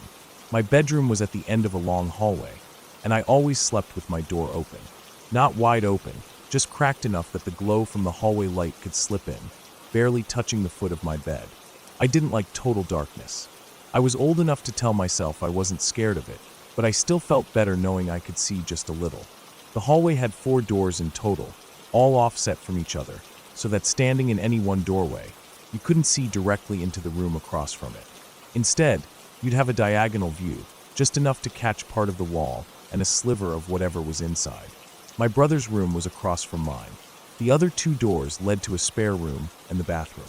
That bathroom, it had this ugly brown wallpaper with dark swirling patterns, like vines and flowers curling around each other in a mess of shapes. Even back then, I thought it looked strange. Something about the way the patterns twisted, the way they seemed to change depending on how you looked at them. I hated being in there at night. The light in that bathroom had a yellowish tint, making the walls look even darker. I tried not to look at them too much when I was in there. That night, the hallway light was off. It was always left on, so I noticed right away. The darkness felt heavier, thicker. The open space of my door felt wrong, like I wasn't looking into a familiar hallway, but into something else. Something that shouldn't be there. I told myself I was being stupid. The light bulb probably just burned out. I got up and walked into the hall, reaching for the switch, but as soon as I flipped it, I heard the sharp pop of the bulb glowing. A tiny burst of light, a quick flicker, and then nothing. My stomach sank. I knew where the spare light bulbs were, though. There was always a stash in one of the bathroom drawers, so I made my way over. The hallway felt colder than usual, but I ignored it. I didn't want to acknowledge that I felt unsettled. If I did, it would make it real. The bathroom was dim, but not completely dark. The nightlight plugged into the far outlet was still glowing, casting a dull, uneven light across the floor and the lower part of the walls. I moved quickly, pulling open the drawer, digging past hairbrushes, old toothpaste boxes, random junk my parents stuffed in there when they didn't know where else to put it. My fingers finally touched the cool glass of a bulb. That's when I felt it. It's hard to explain, but I knew I wasn't alone. Not in the sense that someone was in the bathroom with me, but that I was being watched. I could feel it, heavy and pressing against me. My scalp tingled. My breath slowed. The feeling wasn't coming from inside the bathroom. It was from the doorway. I turned my head slightly, just enough to glance out into the hallway. My room was open, the dark outline of my bed barely visible. Everything was still. The feeling didn't go away. I grabbed the bulb and walked out fast, telling myself I was just imagining things, that it was only because the light was off and I wasn't used to the hallway being dark. I climbed back into bed and twisted the new bulb into my bedside lamp, clicking it on. The glow was brighter than before, probably a higher wattage than the old one. I settled under the covers, staring at the ceiling, waiting for the uneasiness to go away. It didn't. I turned my head, looking straight across the hallway into the bathroom. The door was still wide open. The dull night light barely reached the top half of the wall. The wallpaper, covered in all those swirling patterns, looked darker than usual. And there was a face. I stopped breathing. It wasn't a real face. It was part of the wallpaper, just a cluster of patterns that happened to resemble a pair of eyes, a nose, a mouth. But my body didn't care. My body reacted as if it was real. My arms locked at my sides, fingers curled into the sheets. My chest ached from holding my breath. The face didn't disappear when I blinked. It changed. The features stretched, shifted. The eyes grew rounder, the mouth wider, the nose more pronounced. The longer I stared, the more defined it became. At first, it didn't look human. The proportions were off. The eyes too big, too empty. The mouth twisted at an unnatural angle. Then it started to look more like a person. It kept shifting, like something pressing against the surface, trying to form itself. The nose became longer, more hooked. The mouth thinned, lips stretching into something between a sneer and a grin. The eyes seemed to sink deeper, swallowed by the shadows of the pattern. The details grew sharper. The face became clear. It was a witch, not a real one, not some horrifying, nightmare-inducing monster. It looked like something straight out of a storybook, with a long nose, hollowed cheeks, even a hat forming out of the shapes curling above its head. I knew it wasn't real. It was just the wallpaper. I told myself over and over that it was just my brain turning random shapes into something recognizable. But I couldn't stop looking, because it kept changing. I don't remember much after that. I must have forced myself to close my eyes, to roll over and bury my face in my pillow. I must have convinced myself that if I didn't look, it wouldn't be there. But I didn't sleep. Not until the sky turned gray outside my window. Nothing ever happened again. The bathroom was renovated a few weeks later. The old toilet was replaced, the floor retiled, and most importantly, the wallpaper was stripped and replaced with plain white paint. I never saw anything in there again. Never felt watched. Never got that deep, crawling sensation that something was standing just outside the doorway, staring at me. It was just the wallpaper, just a trick of my brain, but I never forgot it.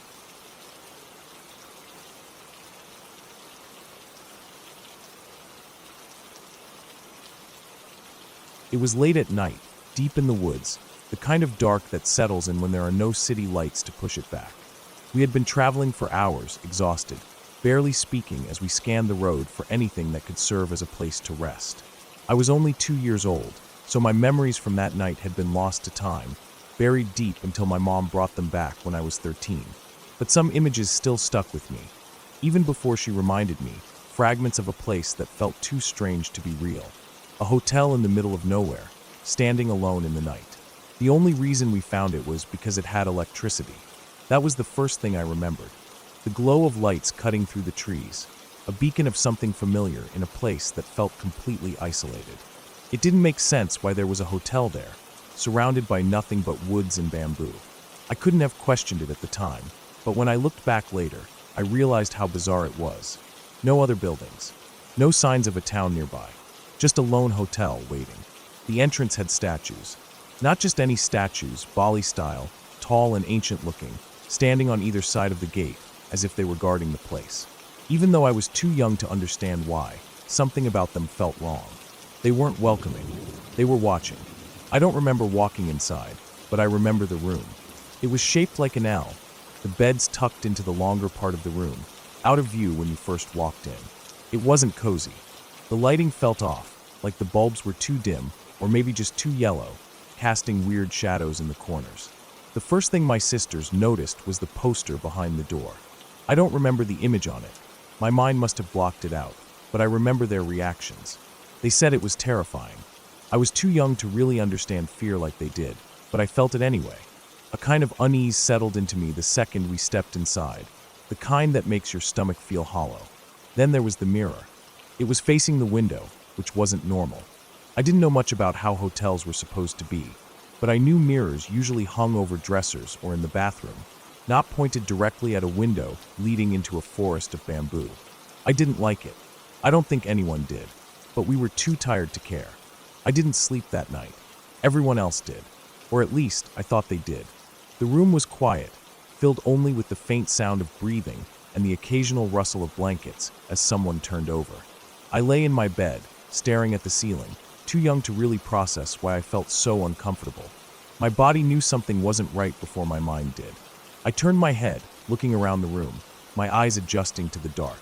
The mirror caught my attention. The window was behind it, the glass reflecting the bamboo forest outside. And for a moment, that's all I saw, the pale shapes of the stalks shifting slightly in the wind.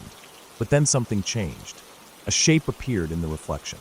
I didn't understand what I was looking at first. My 2-year-old mind couldn't piece it together. I knew it was a person, but it wasn't right. It was covered in white, the way I would later learn people are wrapped when they die in certain traditions. The cloth draped over its body, but the face was wrong. No eyes, no mouth, just holes where features should have been. I froze. My chest felt tight. My small hands clenched the blanket, but I couldn't move. My body knew something was terribly, horribly wrong. I don't remember if I screamed.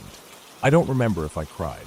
I only remember pointing, my tiny hand shaking as I tried to make sense of what I was seeing. And then it was gone. The mirror showed only the forest. I don't remember what happened after that. My memories of that night cut off, and I never thought about it again, until my mom brought it up years later. I was 13 when she reminded me, casually mentioning that I had seen something strange in that hotel. At first, I thought she was joking. Then the memories started coming back. The statues, the L-shaped room, the terrifying poster behind the door, the mirror, the thing in the mirror. I tried to tell myself I had imagined it, that I was just a scared kid who saw shadows in the dark and made something up. But the details were too clear. I had forgotten them for years, but the second she mentioned it, it was like they had been waiting for me to remember. I asked her why she even brought it up. She said it was strange, how I had reacted that night, how unsettled I had been. She thought it was funny, in a weird way. Just a childhood memory, something eerie but harmless. But I couldn't shake the feeling. It had been real, or at least it had felt real. And no matter how much I tried to push it away, I could never forget that hotel in the middle of the woods, the one with the statues watching at the gate, the room with the terrifying poster, the mirror facing the window, and the thing I saw staring back at me.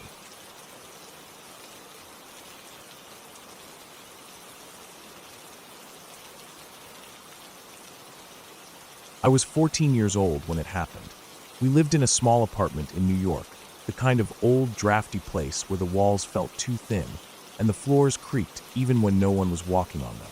My younger sister was 9 at the time, and we shared a bedroom. It wasn't a big room, just enough space for our bunk beds against one wall and a little bit of floor space in between.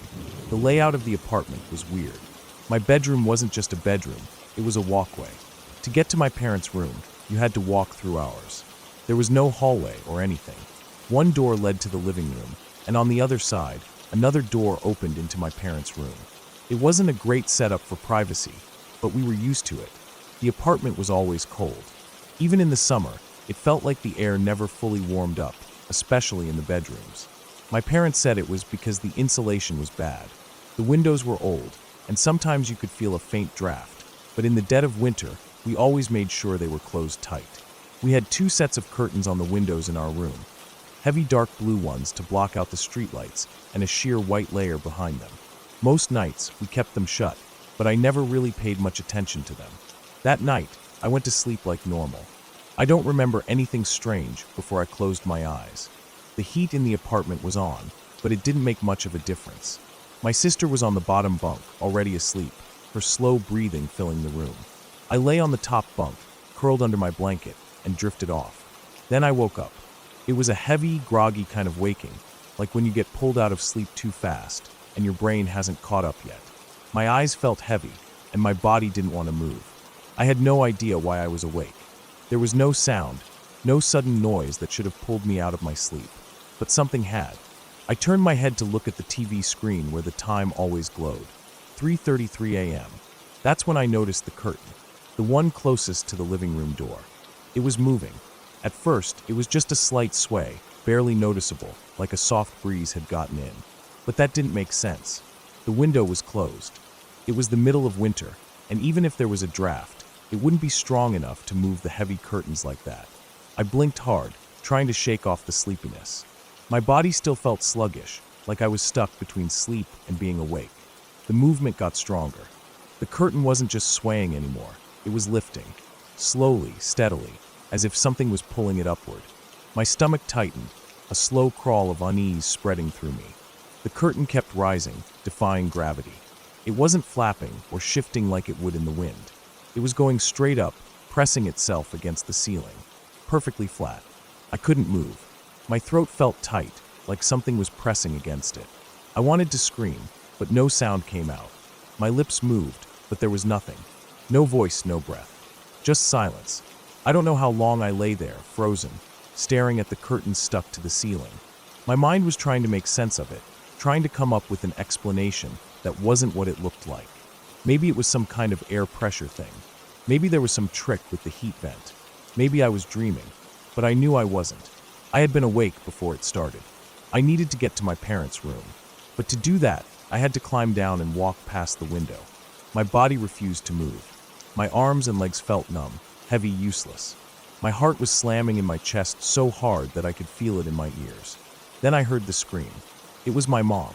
A sharp, raw sound that cut through the silence of the apartment. I don't even remember climbing down. 1 second I was on the bed, and the next I was in their room, the door slamming open as I ran inside. My mom was sitting up in bed, shaking, crying, her hands clutching the blanket so tight that her knuckles were white. My dad was beside her, holding her shoulders, trying to calm her down. She kept muttering something, her words jumbled, but I caught a few of them. A figure at the end of the bed. A shape. Something standing there, watching. I felt like I was going to be sick. I started telling them about the curtain. My dad shook his head before I even finished. He was already making excuses. Said the window must be broken. Said a draft must have gotten in somehow. Said it was nothing. Just the wind. Just a bad dream. But it wasn't just the wind. And it wasn't just a dream. I barely remember going back to bed. I must have been exhausted, because at some point I passed out. When I woke up, the first thing I noticed was that the curtain was back in place, hanging normally like nothing had ever happened. The air in the room was still cold, but nothing was moving. It looked the same as always. Then the phone rang. It was my uncle. He had died in the night. My mom was quiet for the rest of the morning. She barely spoke, just sat at the table staring at nothing. I knew she was thinking about what had happened. I was thinking about it too. My uncle was a huge prankster, always messing with people.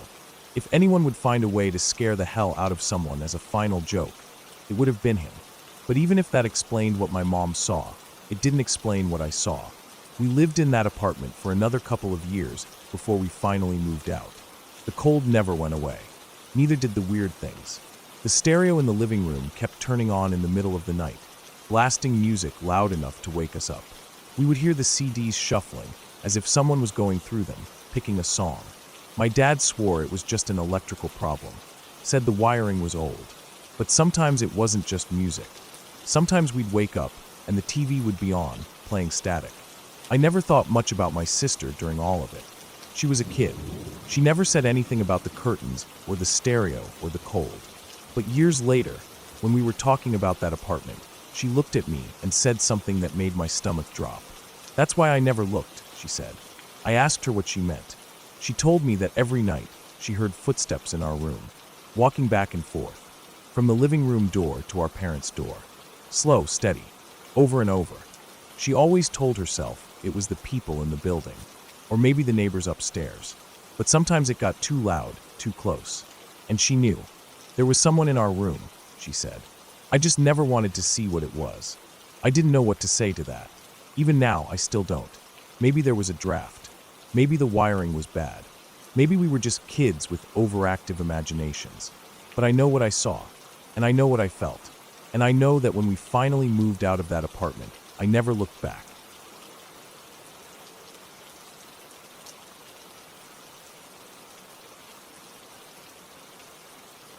That night was like any other when we used to sneak up to the roof. Our boarding school sat just outside of London, tucked away in a place that looked older than time itself.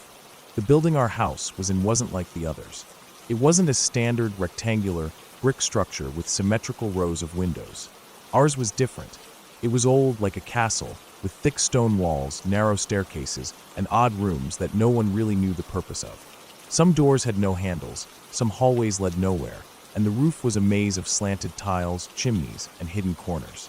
It was the only building you could get away with sneaking onto the roof without being spotted from every angle, and we took advantage of that whenever we could.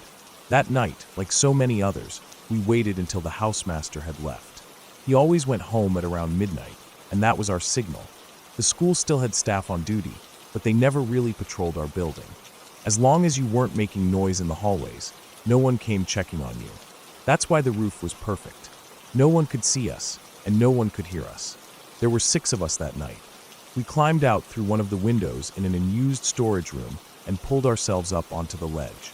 From there, it was just a matter of maneuvering around the chimneys and making sure not to step on any of the loose tiles. We'd done it enough times that it had become routine. By the time we reached our usual spot, the sky was clear and full of stars. The city lights in the distance gave everything a faint orange glow, but up there, it was quiet. We could see the tops of the other buildings, the courtyards below, and the roads leading away from the school. We settled in, cracking open beers and lighting up cigarettes, just like we always did.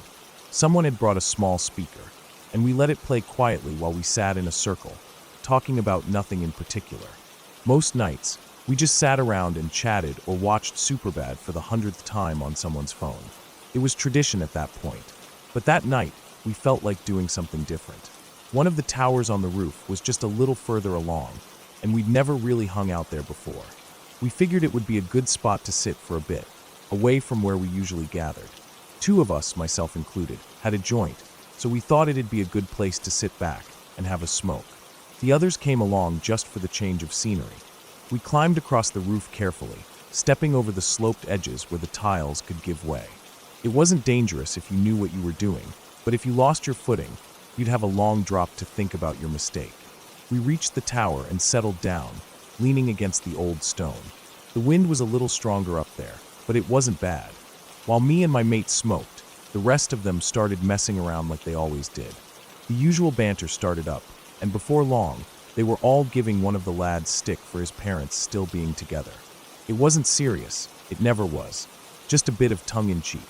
We all had divorced parents, every single one of us in our year, so whenever we had the chance, we took the piss out of him for having a perfect family. It was all in good fun, nothing nasty, just the usual back and forth. But then he started giving it back.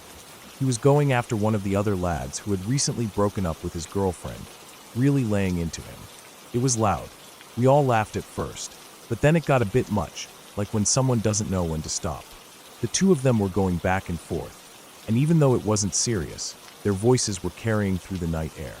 Then suddenly, we heard shouting from the street below. We all froze. Every single one of us instinctively ducked down, pressing ourselves against the stone, our hearts racing. None of us dared to breathe for a second. Then slowly we crawled forward and peered over the edge, trying to see what was going on. Standing in the street below, looking directly up at us, was the deputy headmaster. He was furious, his voice cutting through the silence of the night. We couldn't make out exactly what he was saying at first, but it didn't matter. We were caught. Panic set in immediately. Everyone started whispering about what to do. There was no way down except through the building, and if we stayed put, he'd just come inside and find us anyway. We were screwed. Then, before anyone could come up with a plan, one of our mates stood up. Without consulting anyone, without a word of discussion, he just stood there in full view and called down to the deputy, saying we were all coming down. The rest of us hissed at him, telling him he was an idiot, that we could have figured something out. But it was too late. The deputy had already seen us. There was no talking our way out of this. We had no choice but to follow. Climbing back inside was nerve-wracking. We went as quickly as we could, our hearts pounding. By the time we got inside, the mood had shifted completely. We were bricking it. None of us had any idea what was going to happen. But when we got in, our mate told us all to go to our rooms and pretend to be asleep. He said he would handle it. We thought he was insane. There was no way he was going to talk his way out of this. But we had no better ideas, so we went along with it. We didn't actually go to sleep, though. Instead, we all piled into his room and waited, barely speaking, just listening for any sound of him coming back. When he finally returned, we expected the worst. But when he walked in, he looked almost smug. We demanded to know what had happened, what the deputy had said, how much trouble we were in.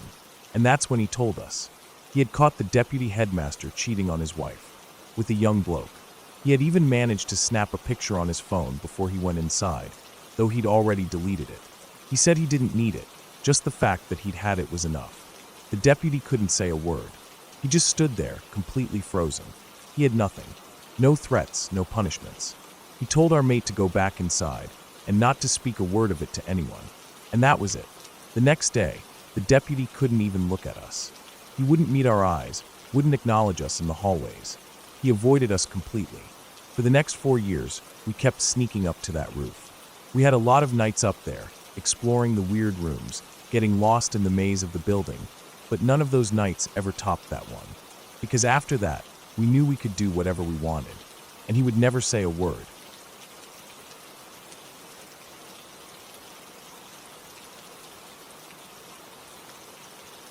I stepped off the bus, pulling my coat tighter around me as the cold air pressed in. The driver gave a short nod before closing the doors, and I watched as the bus pulled away, its taillights glowing red in the dim evening. The road was empty now, the usual hum of traffic gone, just the faint rustling of wind against bare tree branches. It was winter, the kind of deep winter where the days barely felt like days at all. Even though it was only a little past 5 in the evening, darkness had already settled in. The sky was a dull, inky blue, not quite black, but far from the soft hues of dusk. I turned toward home, the path up the hill stretching before me. The incline wasn't steep, but it was long, winding its way through a quiet residential area before leveling out near my house. Streetlights lined the road, but the bulbs were spaced too far apart, leaving large patches of darkness in between.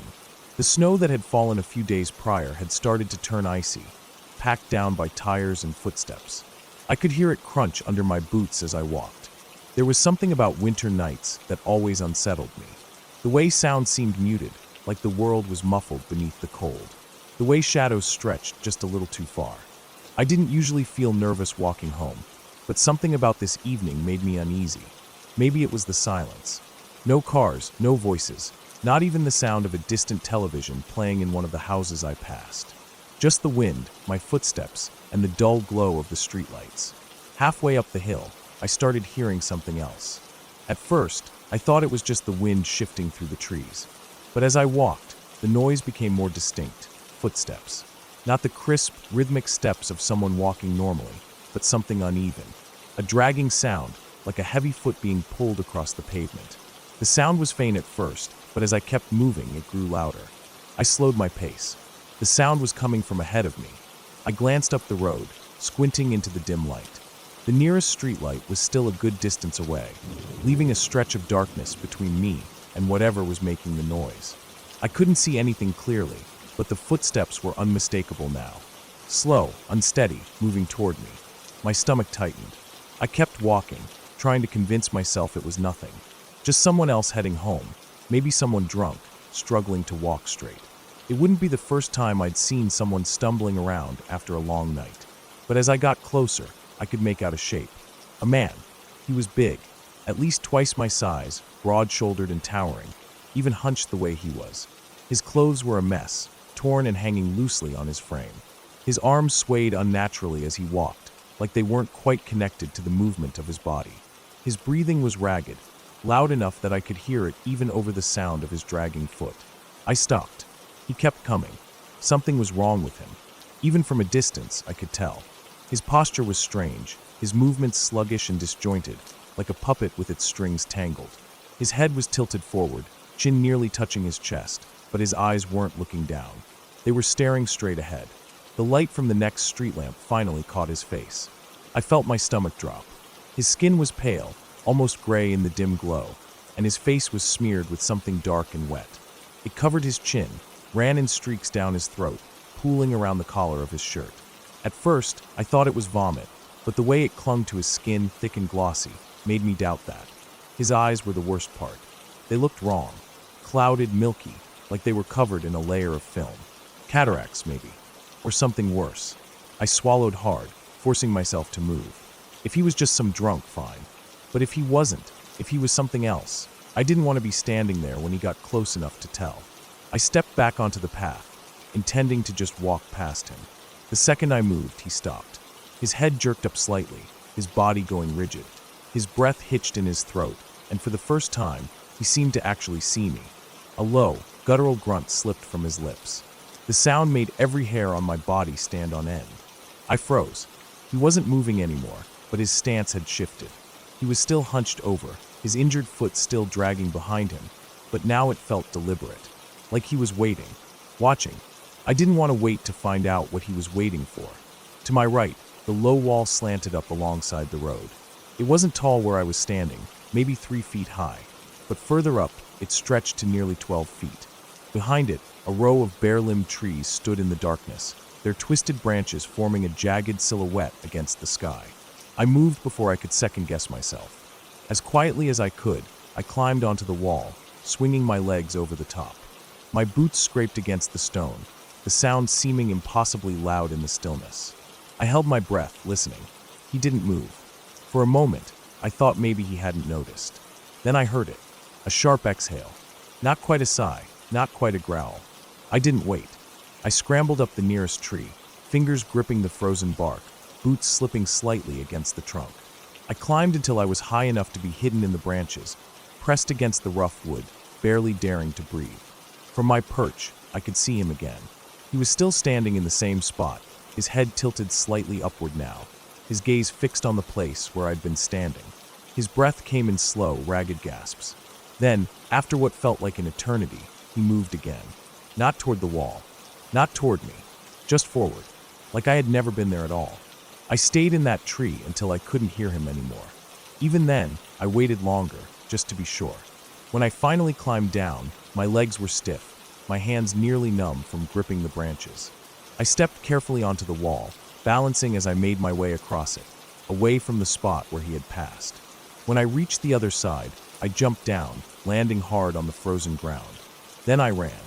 I didn't stop until I was home, slamming the door behind me, locking it without hesitation. My chest was heaving, heart pounding so hard it hurt. I pressed my forehead against the door, forcing myself to breathe. What the hell had been wrong with that guy? I never found out. I never saw him again. But even now, sometimes, when I walk home at night and the wind is just right, I swear I can hear those footsteps. Slow, uneven, dragging,